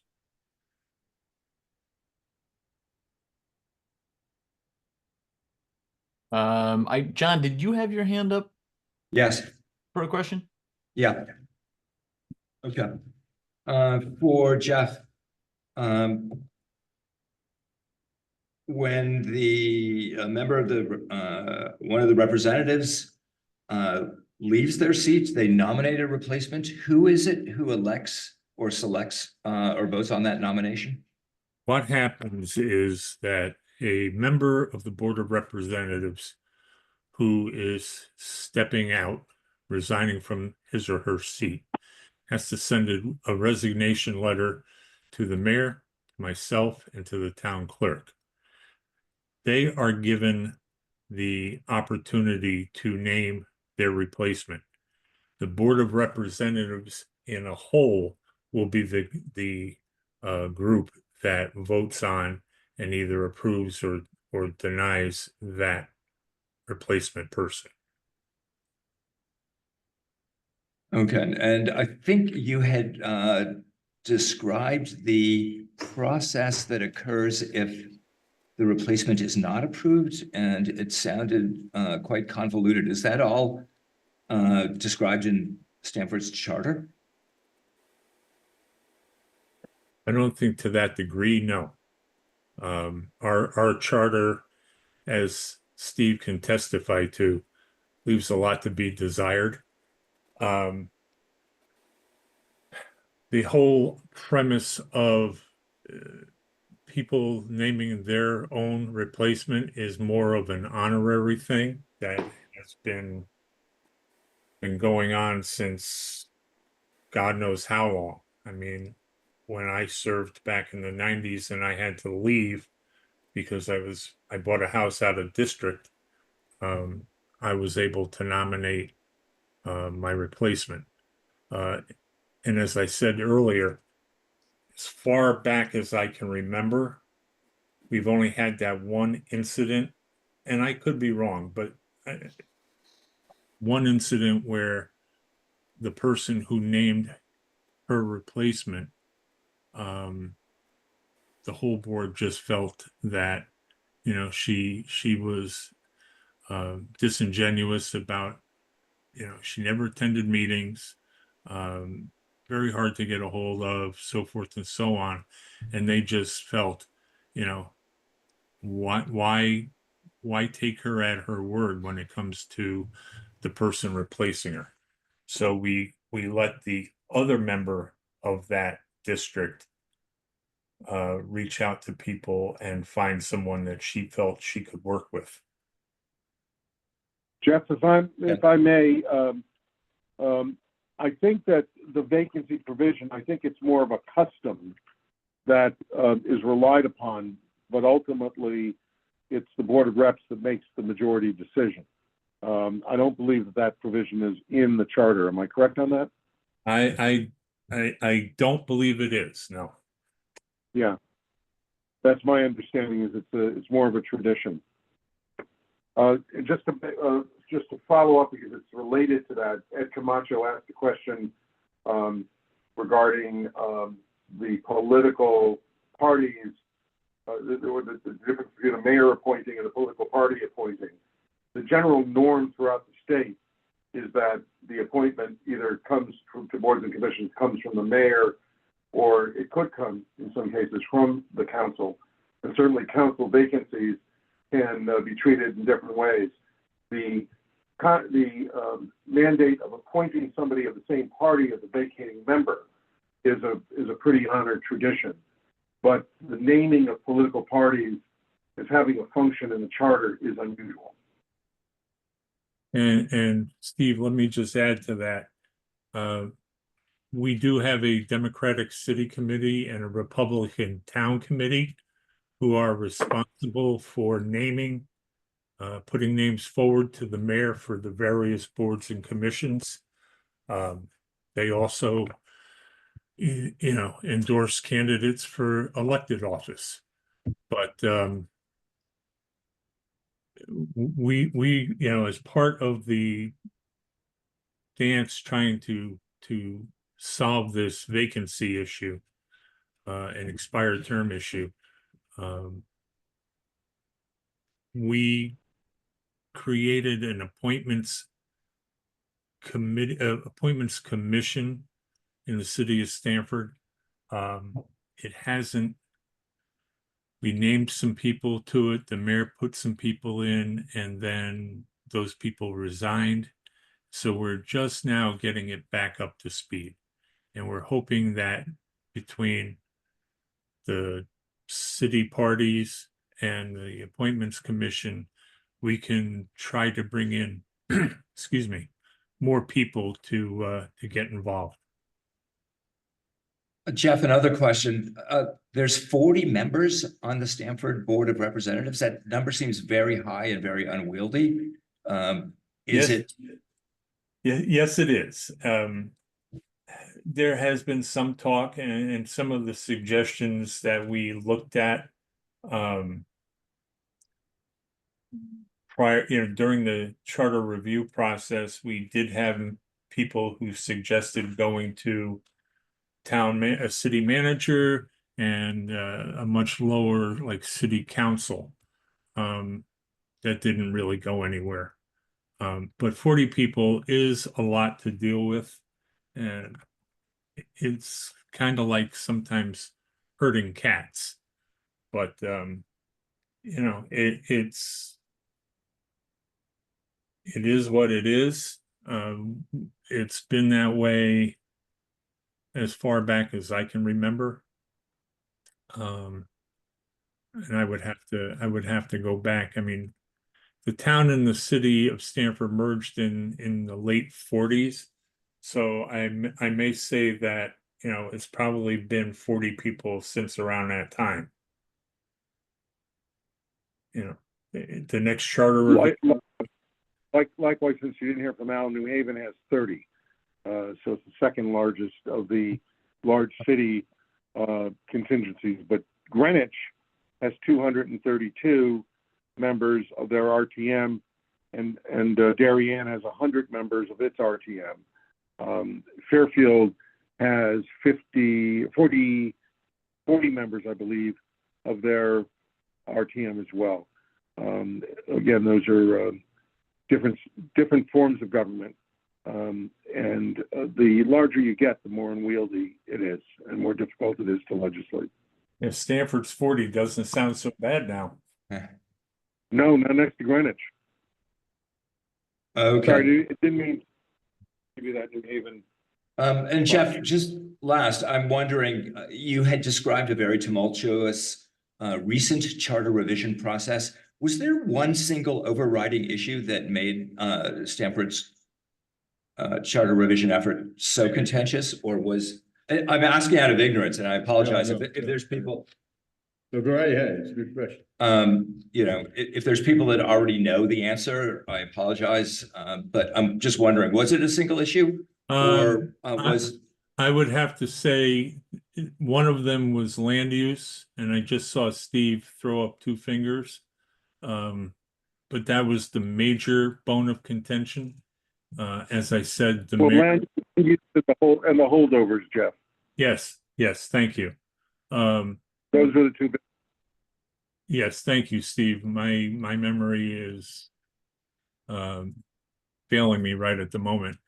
But I would say that the largest, if you put those two side by side, I have to say that the land use portion of that was the one that caused the most contention. I mean, the mayor went behind the board's back and went to Hartford and threw in a rat bill, and it's, you know, it's affecting everyone in the state, if I'm not mistaken. So, And what, apologies, what was the land use change that the charter? there were several, and Okay. Steve can. Yeah, it's not, it's Okay. not, John, it was dealing with the, Stamford has a special act charter, and they have a petitioning process that's very different than, I think Westport's the only other community that has anything like it, so that you can appeal a land use decision to the Board of Representatives. And the big issue they were dealing with, and there were a lot of legal issues, so really, I don't want to get into all the details of it right now. They were trying to be a little more expansive in allowing for public petitioning. For example, condominium owners are not viewed as individual signatories. Only the condo that owns the complex can sign the petition. So some representative of the condo can sign. But if Steve Mednick owns a unit with his wife, I and my wife cannot sign. So we were trying to. Understood. It's unique to Stanford. That's clear. Yeah. Okay. So that was the issue. And then I have a question for Dominique. You described the compensation for your council members. Has there been any effort to change that or improve it? No. And Simple answer to that question. No. so It was not brought up during our charter revisions, and it has not been brought up during any budgets that I've been a part of. And I'm going to be doing my 6th one this coming March. and what's the length of term for the Hamden council members? 2 years. Okay. And also you described the NPR procedure for the at-large, the 6 at-large members in Hamden. And I'm wondering, has there been any other effort to explore alternatives for gaining representation for some, you know, what would be a permanently disenfranchised electoral minority? Any other way than carving out 2 seats? Maybe using something like cumulative voting or some other selection process that might be more democratic than simply reserving the minority party seats. I think there is definitely a different style that could better represent our voters as well as the minority party, but that has not been a conversation that I've been a part of. I don't know if Attorney Mednick, do you remember during our charter revision meetings when we tried it twice, did we ever approach that conversation? No, it was kind of a status quo. Everybody just kind of stuck with the status quo. So the issue in the 3 charters I've done in Hamden, it's never come up. I haven't heard much much energy to change it. Okay.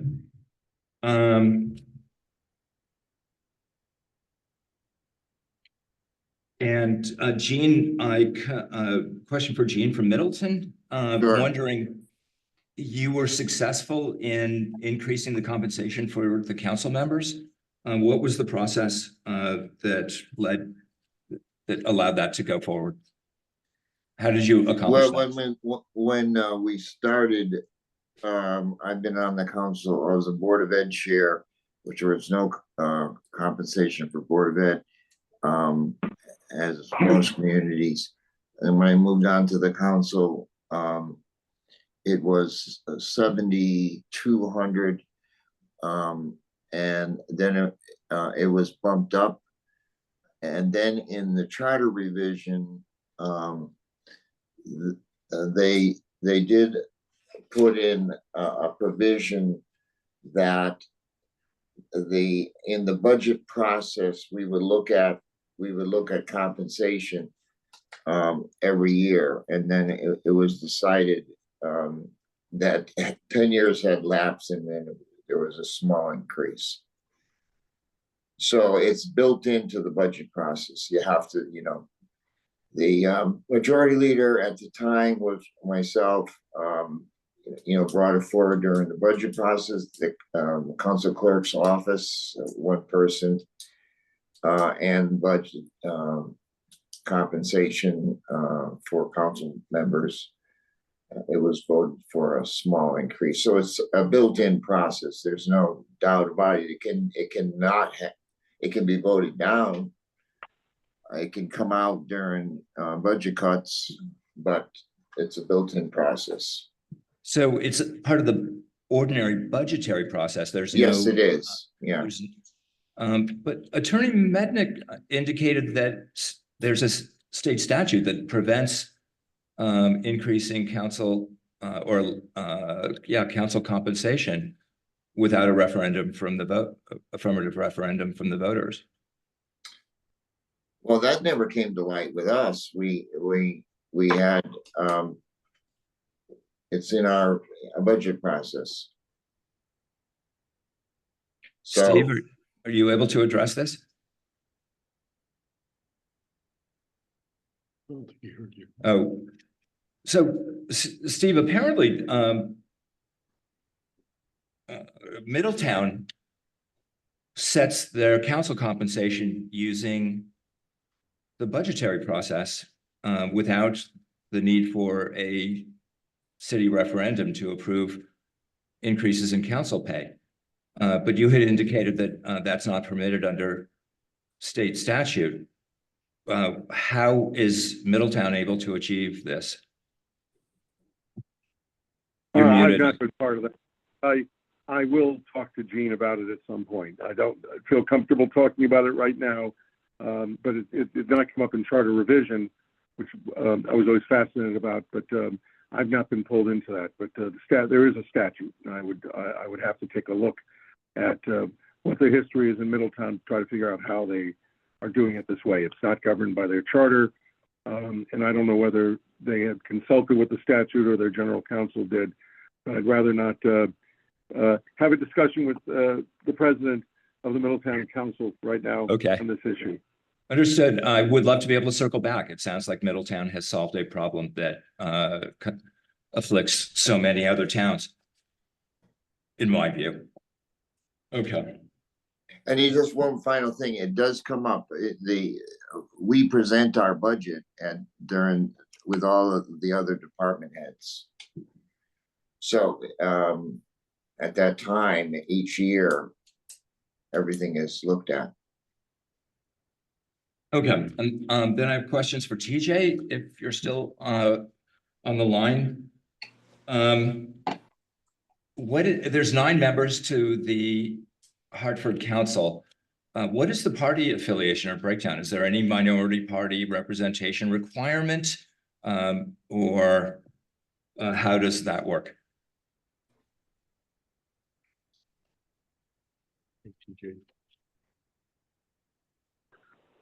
If he's not there, there is minority party representation right now. The 3 non-Democrats are 2 working family party members and 1 Hartford party, I think, are independent.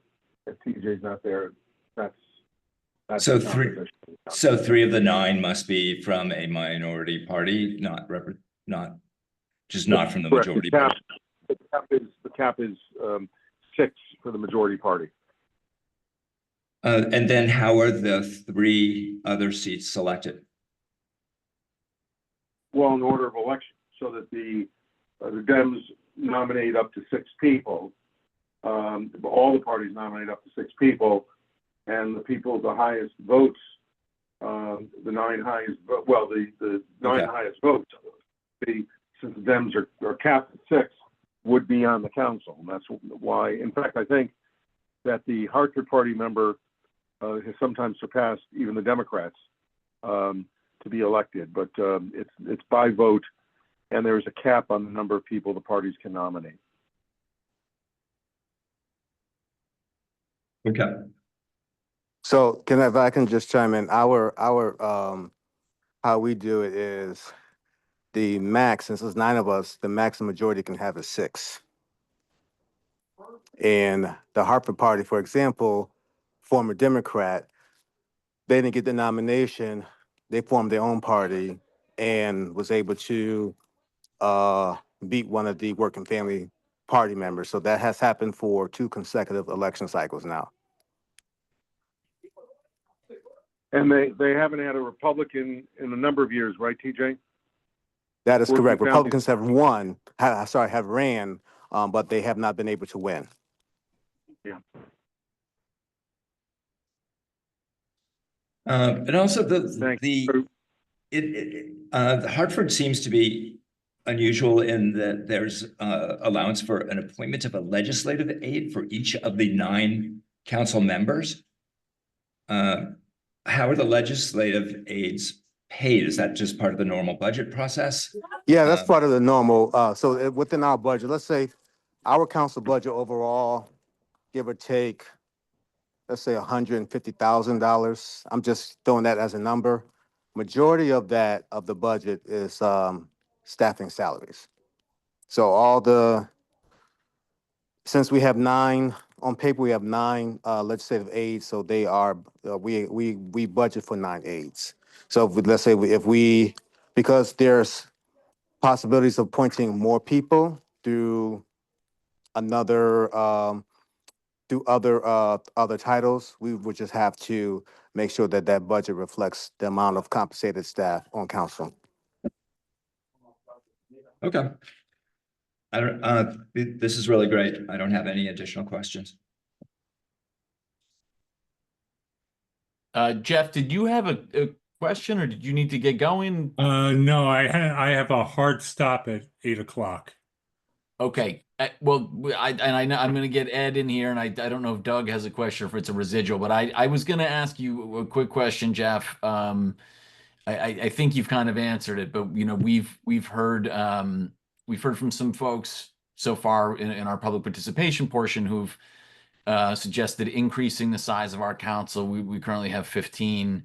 I was going to ask you, if you had either a comparison or just a general sense of whether 40 was too many, but it sounds as though you've answered that. I'm sure also the size of any given council, its effectiveness depends largely on the people and the personalities on it, perhaps as much as the size. But would you consider 40 to be too unwieldy? And if you had the ability to, would you shrink it?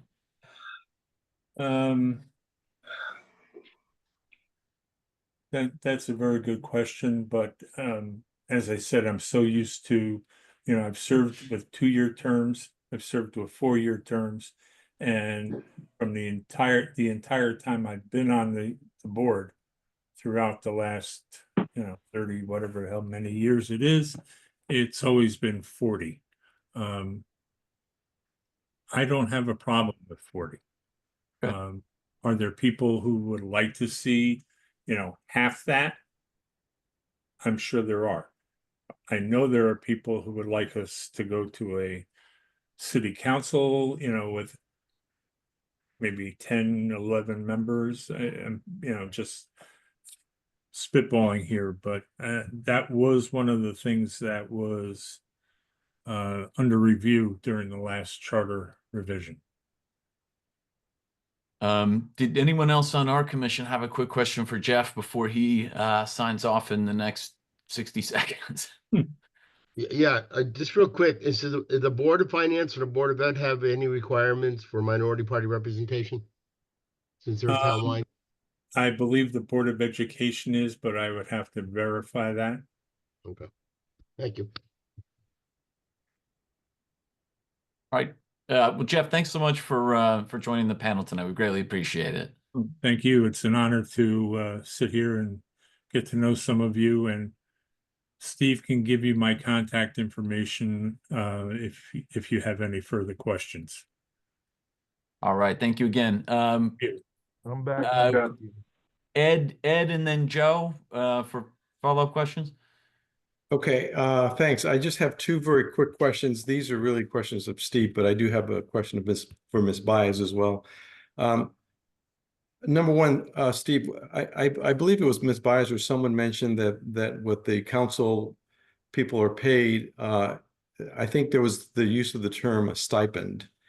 I'm not sure if that was Ms. Byers or someone else, but would it make a difference in terms of whether or not a council can vote itself compensation in the form of a stipend? Would that take it outside of the state law that requires any compensation to be approved by referendum? Number one. Number two, in terms of minority representation, I think you indicated that Greenwich and Darien have pretty sizable board of reps. Do both of those cities have minority representation as part of their as part of their board of reps? And then the third question was from Ms. Byers, but if Steve can answer those two questions. Well, you know what I'll do, Ed, on the stipend issue, there is some law on that, and what I will do is prep for our next meeting when we're going to discuss the substance to give you a definitive answer on that issue. I'll look at the statute a little more carefully. Stipend may, reimbursement is out. It doesn't fall into the compensation category. And if the stipend looks more like a reimbursement for things that you're putting into it as opposed to pay for the job, it probably comes out of the compensation statute. But I will take a look at that a little more definitively. And as for NPR in those two communities, I'll add Westport as well, because Westport has a fairly substantial body. I will look at them. My guess is if they're at large, they do, but I don't know that. I will double check that. So for the next meeting, what I will do, if I may just say right now, I was going to say it in a few minutes, but I'll say it now because it's an opportune moment. I am going to give you a lot of comparative data for the next meeting, just about every category that has been reviewed. I will give you a chart so you can see how the different towns deal with things like appointments, what the compensation looks like, composition of the body, where there is NPR, where there's no NPR. If it's a district system, there's no NPR. But if it's at large, you have a choice. If it's at large tied to a district system, you have choice. If it's an at large and no district system, you have to have NPR. So I will give you those charts and I'll answer Ed's questions in those charts as well. So, so then that takes me to my question to Ms. Byers. In Hamden, there is a district system, but you also have minority representation. Are the districts drawn in such a way as to? We have 9 districts and 9 district positions and 6 at-large positions. Right. So the 2 minority parties come out of the at-large positions. And is that because there's no chance that a minority party member would be elected out of one of the 9 districts? Oh, no, we have one of our district. You have one. Yeah. Is a minority party elected by the minority party. Okay. But that's not in our charter. It's just because that district flops from side to side. That district sways. So the required minority party representation is only for the at-large seat. So in other words, you have so if you have one district that is let's say in your city a Republican, one of the 9 district reps is a Republican, do you then still need to have 2 at-large Republicans in these? So basically you have so it's not a situation where because you have one that's in district, you only now need 1 at-large? Yeah, they don't affect each other. The at-large 2 reserve seats are, they're standalone. They're not affected by the district representatives. But they are affected by who the majority party happens to be, correct? So in other words, if the majority, if the city should flip and you Yes. have, of the 15 members, you have 8 members are suddenly Republican, then the 2 minority seats would then be Democratic seats? Yes, I think it's according to registered voters, but I see what you're saying. Yes, if all of a sudden our registered voters switch parties, then the minority party would then be Dems, and they would have to, then they would be given 2 of the at-large seats, and we would have to fight it out for the districts. Okay.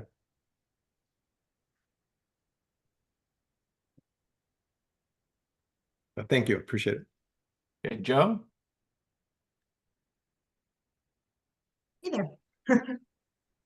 Really just a comment, not a question, but you know, we have our 5 at-large seats, and then we have our 5 district seats.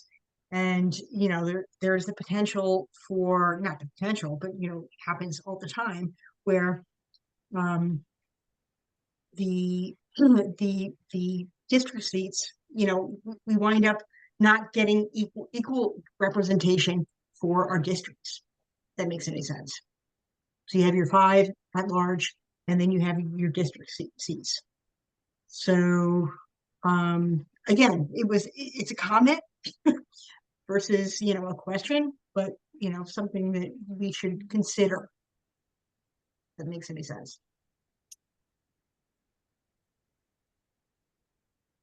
Anyone? Yeah, I just wanted to add one comment. In the example that I used with Ms. Baez, it seems odd that if you have an 8 to 7, if you have an 8 to 7 on the city council, let's say one party 8, the other party 7, that the mandatory minority party representation will effectively flip the council. So in other words, it's conceivable, although not in actuality, but just in terms of the math, that that you could have the 2 minority seats that are based on voter registration. You can have those 2 seats effectively flip the majority on the city council. If Ed, you're talking about political party versus just like district, you know, the neighborhood I live in representation. Sorry for interrupting. Yeah, no, I'm talking about political parties because that's it's minority party representation that we're talking about. Mm-hmm. So it seems peculiar that you could have mathematically a situation where the 2 minority party seats that are based on party representation, you could have a situation where that would flip the actual majority on the city council if the vote was that close in the other seats. And that seems a little odd. Not that it would occur in actuality, but just mathematically it is possible.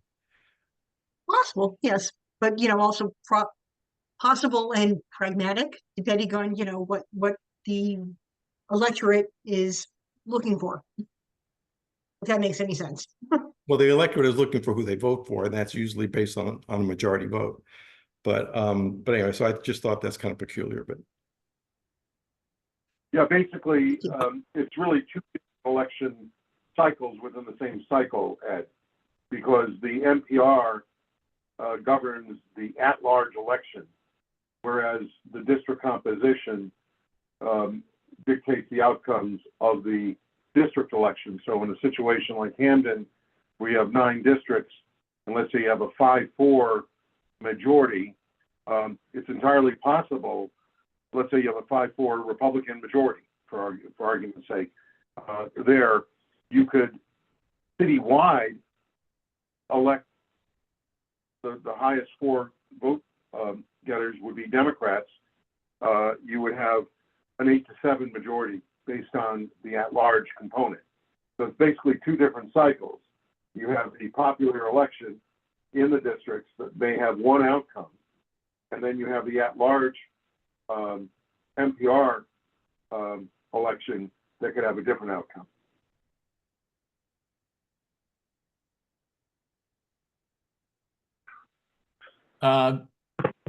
Dominique, did you have a Yes, addressing Ms. Bennett's, Councilwoman Bennett's statement about having your at-large people disproportionately represent specific districts.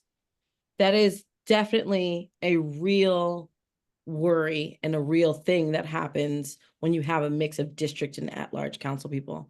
For years, the more affluent part of our town was had a higher representation in our at-large seats. And, you know, that goes back to compensation, whether or not there's more access to those seats. If we have more attorneys who live in our top districts, no offense, but if you're able to then serve on our council, which means our upper Hamden is more highly represented than lower Hamden. And that didn't change until very recently, when that was a purposeful change that was within our party town committee, rather than what was going on with the attraction to run for a seat, or how the votes split up. So to say, yes, you're right. Thank you. Mr. We are Chair, all I see in Al this Lucas. together. I see that Al Lucas has showed up here. I covered a lot of New Haven. If anybody has any questions for Al, I kind of went through, we have 30 members. I talked about how distinguished Al's career has been in the city of New Haven, and he didn't hear any of it. I talked about the 30 members of 30 districts. The compensation is governed by charter. There's a baseline with a cost of living increase. Their Office of Legislative Services I described was a little different, because it really is more subject matter expert oriented as opposed to individual counsel. Although I will say TJ did refer to this. TJ may be gone. The TJ did refer to this in his presentation, that there is a mandate in the charter. I've been trying to get them to do this for 20 years. They finally have done it. They're moving slowly toward a subject matter expert approach to their staffing, as opposed to the aide de camp chasing you around the city hall with a briefcase. They're moving in that direction. Are there any questions for Al, since I do see that he's here? And I know we're running late on time. And thank you, Al, for coming back. No worries. I just want to thank you guys for including us. Obviously, Steve having been in New Haven for the vast majority of his life, when his hair was not as white as it is now. Did a great job explaining all the things to you. But he will make sure you have my contact information. If you have any questions that you want to ask or email, then I can respond back to everybody. Do they have minority representation in their terms? Want the terms? Thank you, Mr. Hempstead. We do not have any minority representation requirements on our board of alders, because we are elected, as you would call it, district by a district system.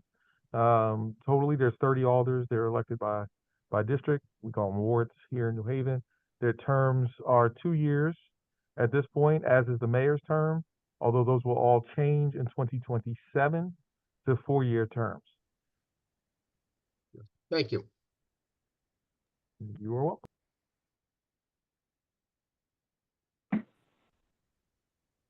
So I think the questions I had been mostly answered, but I did want to ask, and I don't know if anyone here did it through their charter vision, but did any of you, Dominic, you guys have 2-year council terms?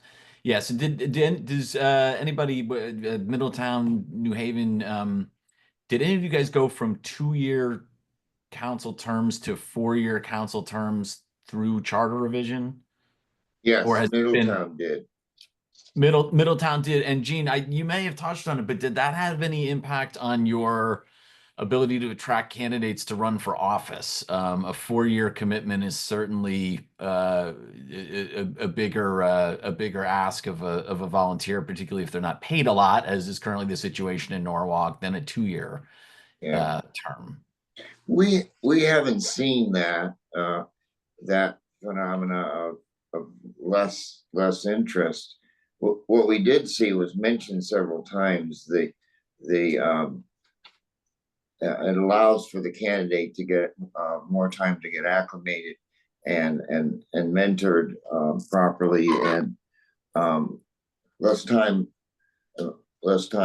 involved in preparing for elections on both ends. I was a two-term councilman at the beginning, and it's a tight journey between election and then election again. And no, it's more benefits than there are negativity with 4-year, for sure. It's the way I Okay. see it. Thank you. Did any, I was going to double check my notes. No, I think that it was all kind of covered. Did any members of our commission have any more question for our panel this evening before we move on? I'm sorry, just one, because I want to understand something in Hartford, if the gentleman's still on. The Morgan Families Party is 2 of the representatives and the former Democrat is. Were they cross-endorsed by the Democratic Party, or they ran on their own? No, there was no cross endorsement. Okay. They all ran on. Got In it. fact, the former Democrat was rejected by the Democrats the first time he ran. He had run for mayor, then ran for council, was rejected, not on the slate, and chose to run. And I believe in one of those cycles, I could be wrong, I'm sorry TJ's not here, he might have actually come in first. But all the candidates ran independently of the Democratic Party and were not cross-endorsed. Thank you. Steve, would they be allowed to cross-endorse? If you're obligated to have... Yeah, it would complicate it from an NPR perspective for sure. But let me tell you something. In Waterbury, there was an independent party, and many of the candidates running on the independent party were Democrats. And it was ruled that they were not running as Democrats. They were running as the Waterbury Independent Party, and they were permitted to do so. Even though I think at the time, of 15 members, I think 13 members were Democrats, and there were actually 2 actual Republicans, and then the 3 Democrats were independent party. That is also true.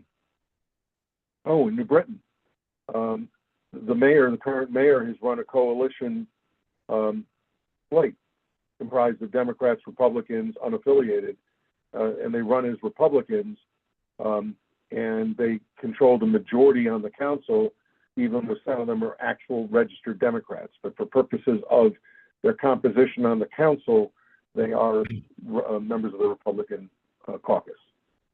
So it's the rules are very goofy in the state of Connecticut, but it is allowed for anomalies such as that. But if you get elected as a Republican, even if you were a registered Democrat, you can't vote in the Republican primary if somebody opposes you, but you can run and win in the Republican primary.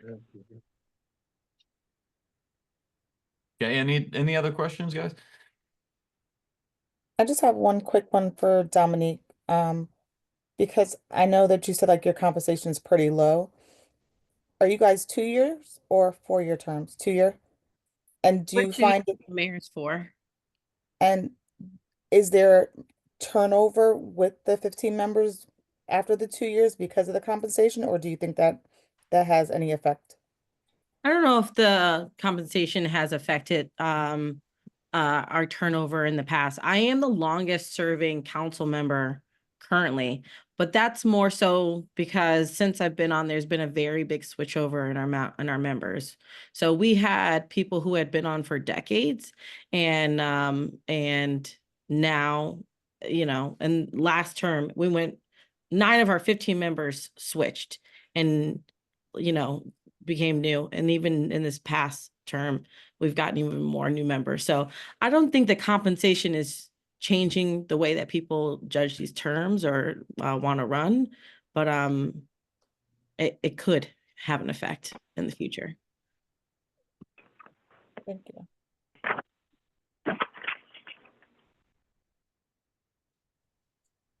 Any other questions for our panel? Okay, if not, we will well, thank you all for joining us. It was tremendously helpful. And I mean, I guess to the extent that we might have questions after, maybe we could get in touch with Steve and he could check in with you guys if that would be okay. Sure. All right. Thank you all so much. Thank you, everyone. Thank you, Stephen Take Dunn. care. Thank you, Al. You all. Thanks for the invitation. Thank you all. Take care. And let's go Mets. Let's go Mets. 428, yes. I heard you.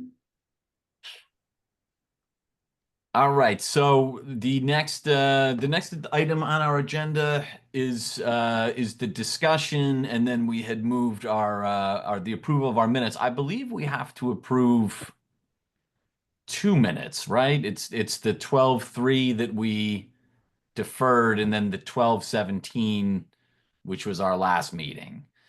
Does anybody have any comments or revisions or additions they would like to see to the minutes? Let's start with the December 3rd. And I think what we were going to do moving forward is if we had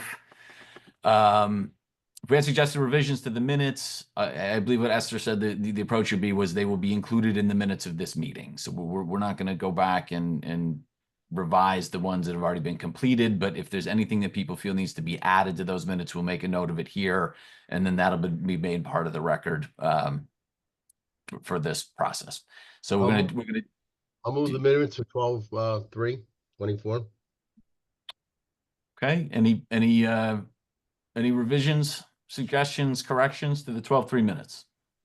John? I am not, I'm sorry, I apologize. I am not sure which meeting it was, but Heather Dunn had some comments that should be entered into the record, and I don't think they have been.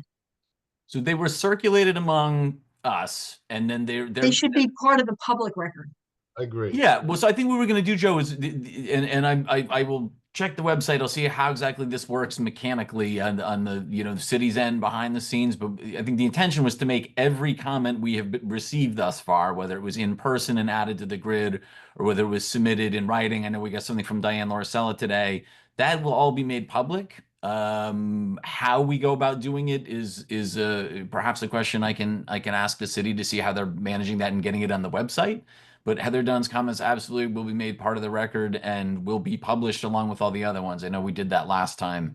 I just the issue with that, and I don't recall what we did last time, whether we kind of put it all out towards the end or if we did like a running tab where like every time we got a new comment, we had it added to that portion of the website. But I will check with Esther to see how that's handled. Ideally, when we get a comment, it gets tacked on to what's available on the web so that anybody and everybody can see it. But I'll double check with her to see how that works on the city side. Totally understand and appreciate. It's a work in progress. It's a way. It is absolutely what it is. Thank you. John, on the 12-3 minutes. Yeah, it's the long list that I sent you last month. Okay. Last year. Last year. All right. So looking at the December 3rd minutes, I wish to replace the paragraph. I'm not sure what page this is on because I don't have the minutes in front of me, only my notes on the minutes. Mr. Levin expressed the desire for more detailed minutes is how the sentence begins, and it ends in order to make the minutes more useful. And the language I wish to propose is Mr. Levin declined to offer specific revisions, but instead echoed comments offered by Mr. Clark at the prior meeting that the CRC minutes should contain more relevant details so that relevant information is not lost, but is available to the public. Mr. Camacho commented that in a perfect world, we would have a court reporter spontaneously transcribing everything said at the meeting, but that would result in quite a significant expense. Mr. Levin noted that his request, like that of the previous meeting, was not for a verbatim transcription, but rather for relevant information to be included rather than omitted, if only to provide improved transparency of the Charter Revision Commission's activities. That's one. Go to the next, or keep, or how would you like to handle this? I just go through them, John. Okay. Also, the minutes state that the November 19 minutes were approved unanimously. That is incorrect. There were 2 commissioners that abstained to approve. On page 4, I wish to replace Mr. Camacho moved to adopt the 2025 meeting calendar as presented. That actually should read, Mr. Hempstead moved to adopt the 2025 meeting calendar as presented by Mr. Camacho. Just correcting an error. In paragraph 6, replace, as far as term limits are concerned, the city of Norwalk is not in a special act regiment, with Mr. Mednick reminded that with respect to term limits, Connecticut is not in a special acts regimen, and that term limits, in his view, would require permission by special act or general act of the legislature, which in his view is politically unlikely and should not be considered by the CRC. Go into page 5, paragraph 4, replace the paragraph paragraph 4, Mr. Camacho pointed out 2 issues that were raised by the public this evening. I would like to amend that. Wait, hold on one second. First, I would like to replace that sentence with Mr. Camacho inquired whether the commission could dispense with any discussion of 2 topics raised that evening by public commenters, specifically taxing districts and term limits. Paragraph 5, I would like to amend by adding, Mr. Levin said that the taxing districts were retained because at the time of the 1913 merger, it was a pain to dissolve them. And add also, and that they are an anachronism and provide no functions that would not be fully undertaken by the city government, that could not be fully undertaken by the city government. I would like to replace in paragraph 5, Mr. Levin said if they got the right solution, the taxing districts would be dissolved. Mr. Mednick asked if it would be reasonable to task the next Charter Revision Commission to review the feasibility of taxing districts with language that says, Mr. Levin asked if a solution could be developed, whether it might be reasonable to task a future Charter Revision Commission with reviewing the possible dissolution of the taxing districts. In paragraph 6, I would like to replace Mr. Levin said he was not proposing eliminating taxing districts, but pointed out that they are unnecessary and better governments exist without them. I would like to replace that with Mr. Levin reminded the members that he had not proposed eliminating taxing districts, but rather had observed that they are unnecessary anachronisms and that Norwalk city government would be improved by their removal, and the future may reveal a pathway to get there. Paragraph 7, remove the unattributed statement, term limits are off limits. Page 6, paragraph 2, replace Mr. Levin suggested a rate of $100 per month with the additional cost of living adjustment. It was noted that it is not much different from the current it says $60 a month. Replace that with Mr. Levin suggested removing council member compensation entirely from the charter. Allow the council to set the compensation of next elected council, with the charter perhaps only setting a minimum amount of perhaps $100 per month. Mr. Camacho pointed out that changes to council compensation under state law require a voter referendum to change. And that's it. Somebody reads the minutes. I think I think John has proven the point that if you go back and look at the YouTube minutes, you probably can get a pretty accurate read of what actually happened. Yeah, so okay, I guess we'll make all in favor of approving the 12-3 minutes with John's proposed revisions. I'm going to abstain because I would have to go back and rewatch it to ensure that what he's added is word for word. I'm all in favor. I'm abstaining for that reason as well. I can't be sure that I can't be sure either. I think, if I may, my only, I kind of had a question as John was reading his revisions, that at times he was speaking for Ed Camacho and for Stephen Mednick, and I just want to make sure that you two, and specifically, were okay with how he characterized your comments in his proposed revisions. I can't be sure because I haven't gone back and looked at the YouTube minutes. So, I mean, I think that the minutes, once again, as I indicated before, are not meant to be verbatim. But if you have any questions, you can go back and look at the YouTube minutes, which apparently John has done. I can't be sure that I'm assuming that what John is saying is true, but I can't be sure of it. So I'm not going to vote for those amendments. Simply, and in part also because the YouTube video does exist. And does actually provide an entirely accurate depiction of what happened on the assumption that the video has not been doctored in some way. So I'm going to abstain. So I would just add that the minutes that we typically approve are approved without people visiting visiting or revisiting the video itself. So because it's not necessary. I've discovered otherwise. We don't want to discuss this, I know, Tyler, but my own concern is that Telesco, at least for this commission, presents minutes that contain both errors and omissions, which are able to be fact checked.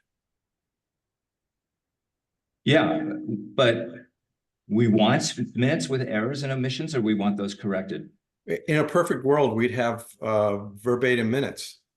Yeah, we're not talking about a perfect world. We're just We're talking about the imperfect removal. world that we exist in, and no one's going to go back and look at the YouTube minutes to make sure that the minutes that were taken were absolutely accurate or in every sense. And that's just asking too much of Telesco and the process. Listen, I'm going to give it's actually it's very simple to use AI. You know, there are plenty of programs that will transcribe your text of meetings and calls and so forth. So I'm not sure that this is what I am, It's not, guys, if the issue is transparency, right, and encouraging transparency, you cannot be more transparent than having a recording of the entire meeting available on the same web page that has a link to the minutes. You cannot get more transparent than that. If somebody doubts something that happened, or if somebody wasn't able to be at the meeting in person or live, the whole thing's right there. So we've discussed this ad nauseum. We're going to vote on John's revisions, and then we're going to move on. John will do the thing for the December minutes, and then I just don't want to spend any more time on the concept of it.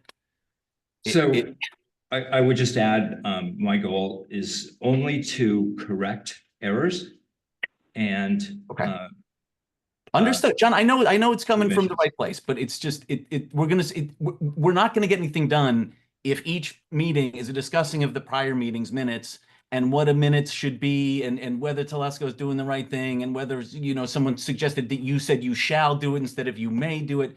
We'll vote on your minutes and then we're going to move on. That's not being discussed. Sure. Okay, so a motion I'm to going to change my vote from an abstention to a no vote. Okay. I abstain. Ed's a no. Where's everybody else on this? Well, we're talking about the minutes as amended, correct? We were talking about the 12-3, the December 3rd meeting minutes with John's proposed amendments. So no, shouldn't you take the amendment up? Shouldn't you vote on the amendment and then vote on the minutes? I asked her. Yes, okay, so, we will vote to, do we want to accept John's amendment to the 12-3 minutes before we vote to approve the minutes? Ed's a no, I abstain. Jim is a, So you're asking each individual, what do we vote? what we're asking right now is, we are voting to whether or not to approve your revisions to the 12-3 minutes. Okay, so All those in favor?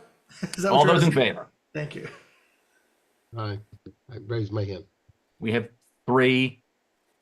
Joe, is it a, I Joe, had my hand, yeah, well, Joe is a yes? I abstain. So we have 1, 2, 3, we have 4 in favor. Do we have Rick? Yes. Is Rick here?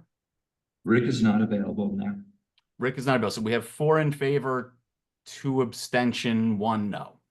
So John's revisions will be included, and now we need a motion to approve the 12-3 minutes with John's revisions. Now, you may hate me, Tyler. I'm sorry, to approve the 12-3 minutes. Now, you may hate me, Tyler. Yep.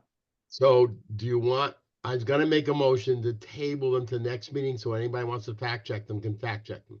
How's that? Or you just want to get this over with? A motion to table is not. I like that proposal, actually. The I'm motion to sorry, table is I not raised my hand, debatable. but. A Well, I motion to didn't make table the is not motion. I debatable said as I far as was I going know. to make a motion to table. Oh. I didn't actually move the table. I was very careful, Ed. But we've tabled the minutes once. I Mm-hmm. mean, I suppose what we could do now with both the 12-3 and the 12-17 would be to have John send his revisions so that people can compare them to the YouTube video, so that we have some. So otherwise, we're just gonna have to keep putting it off. I know, and I'm sorry, I know you don't want to talk about it anymore, but John, I'm also going to reiterate here, having 26 years experience on the council, minutes of meetings are the sense of the discussion.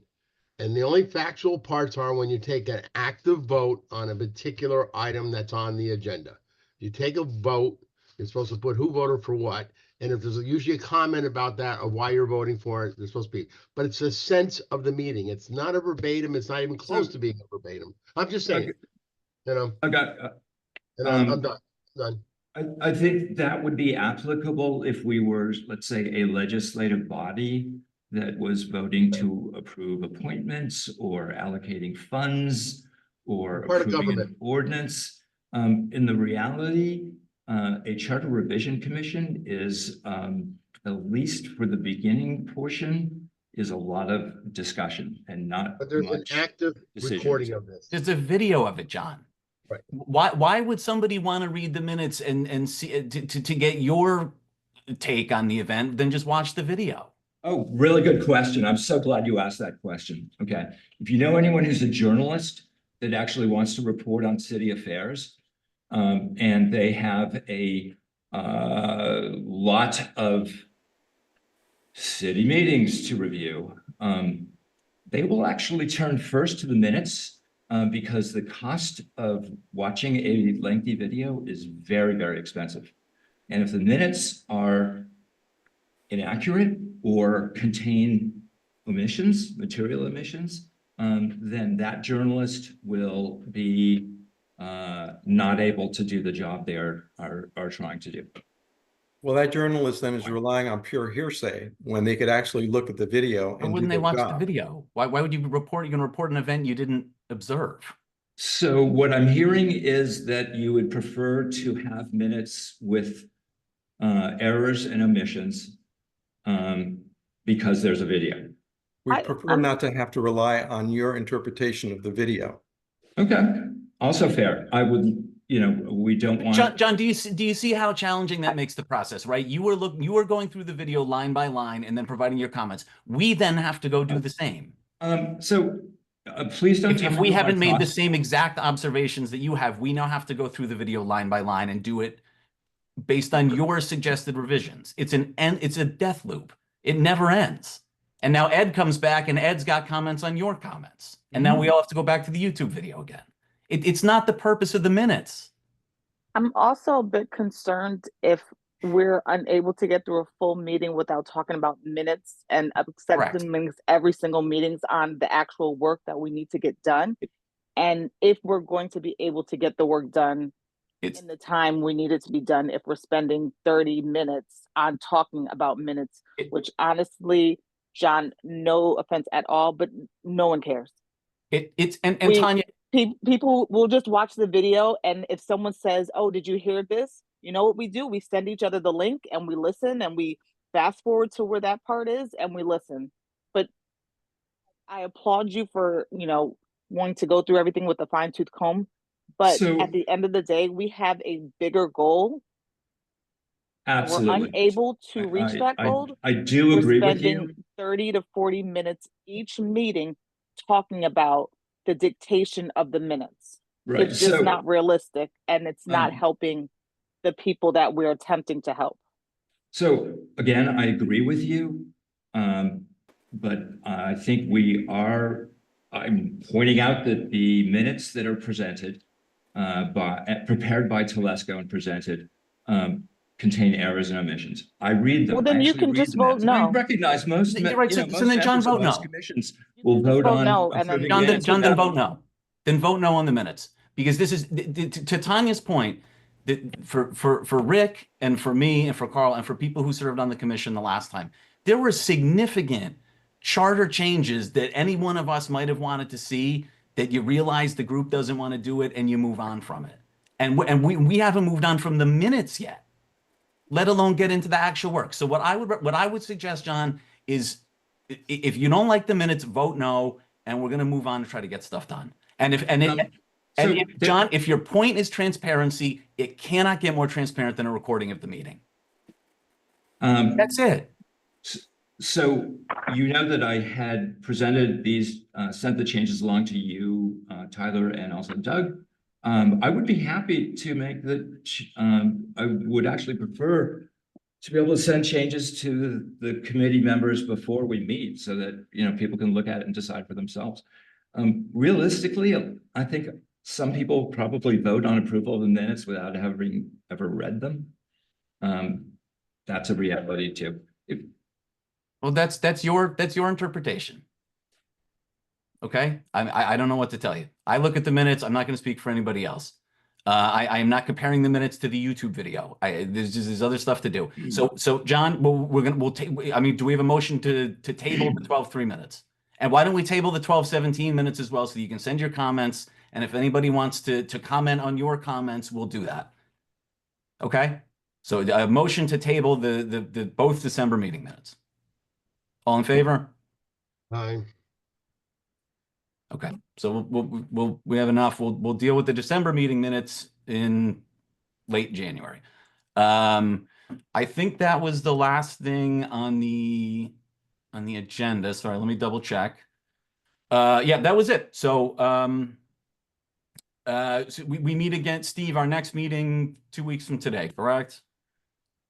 Yeah, and I'll have for you, as I said to Ed earlier, a chart laying out just about all the issues to give you a lot of comparative analysis so that you can start debating and honing in on the issues that you're really going to want to deal with.